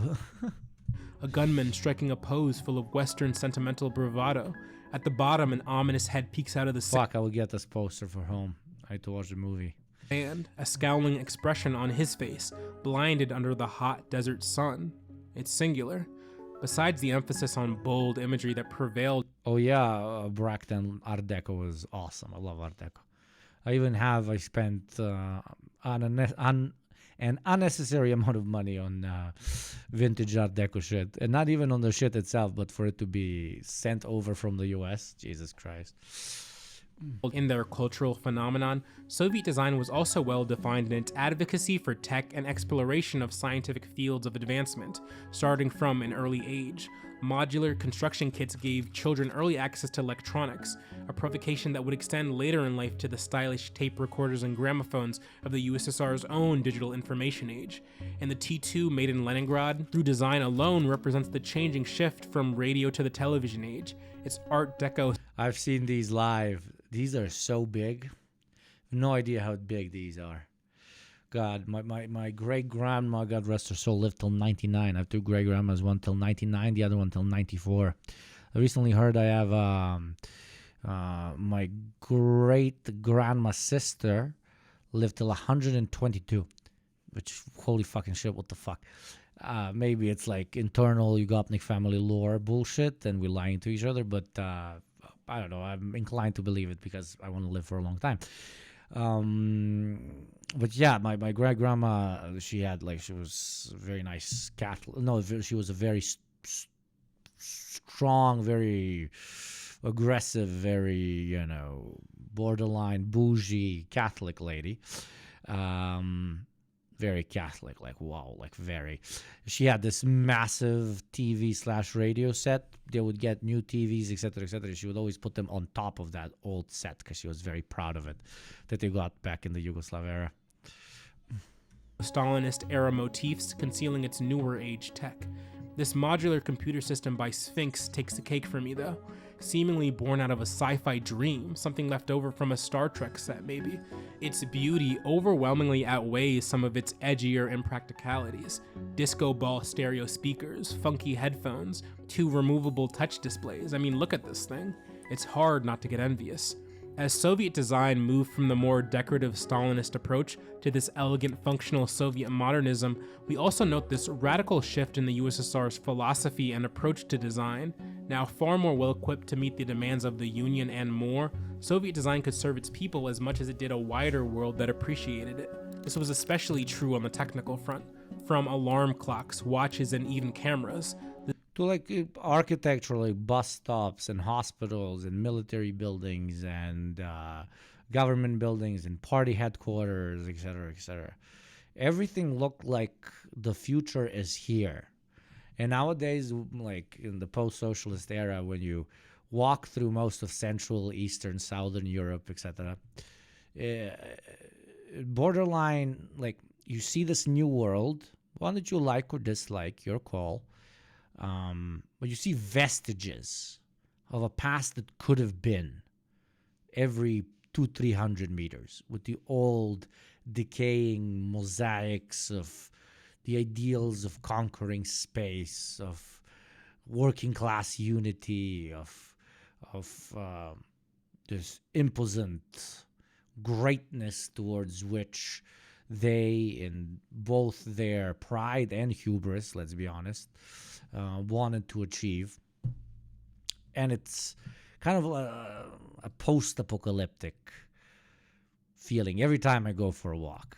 Every fucking time. At least when I go for a walk consciously, you know.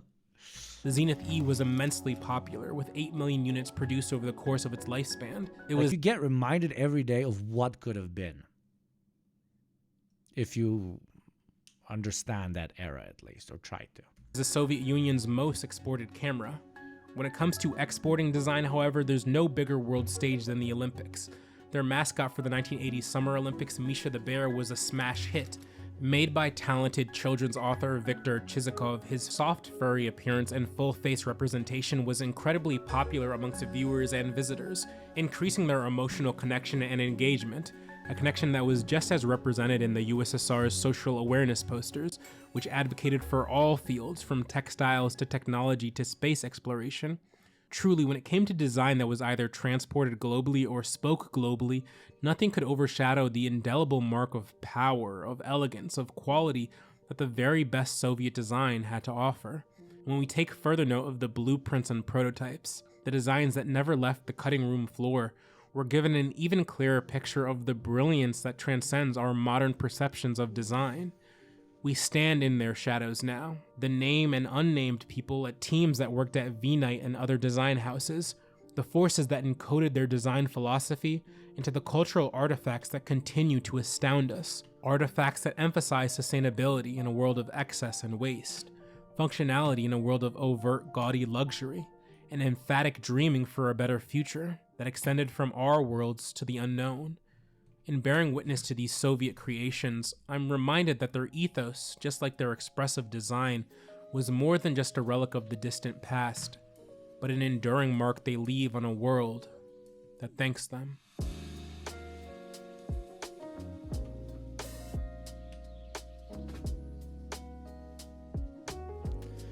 And with that lovely video, please go check out Mind Theater. Mind Theater.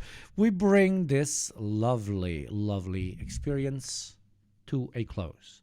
Tomorrow, I will see you at the same place, at the same time. We'll talk shit, we'll have fun, and we'll support the great state of Israel. For all Gooners need a homeland.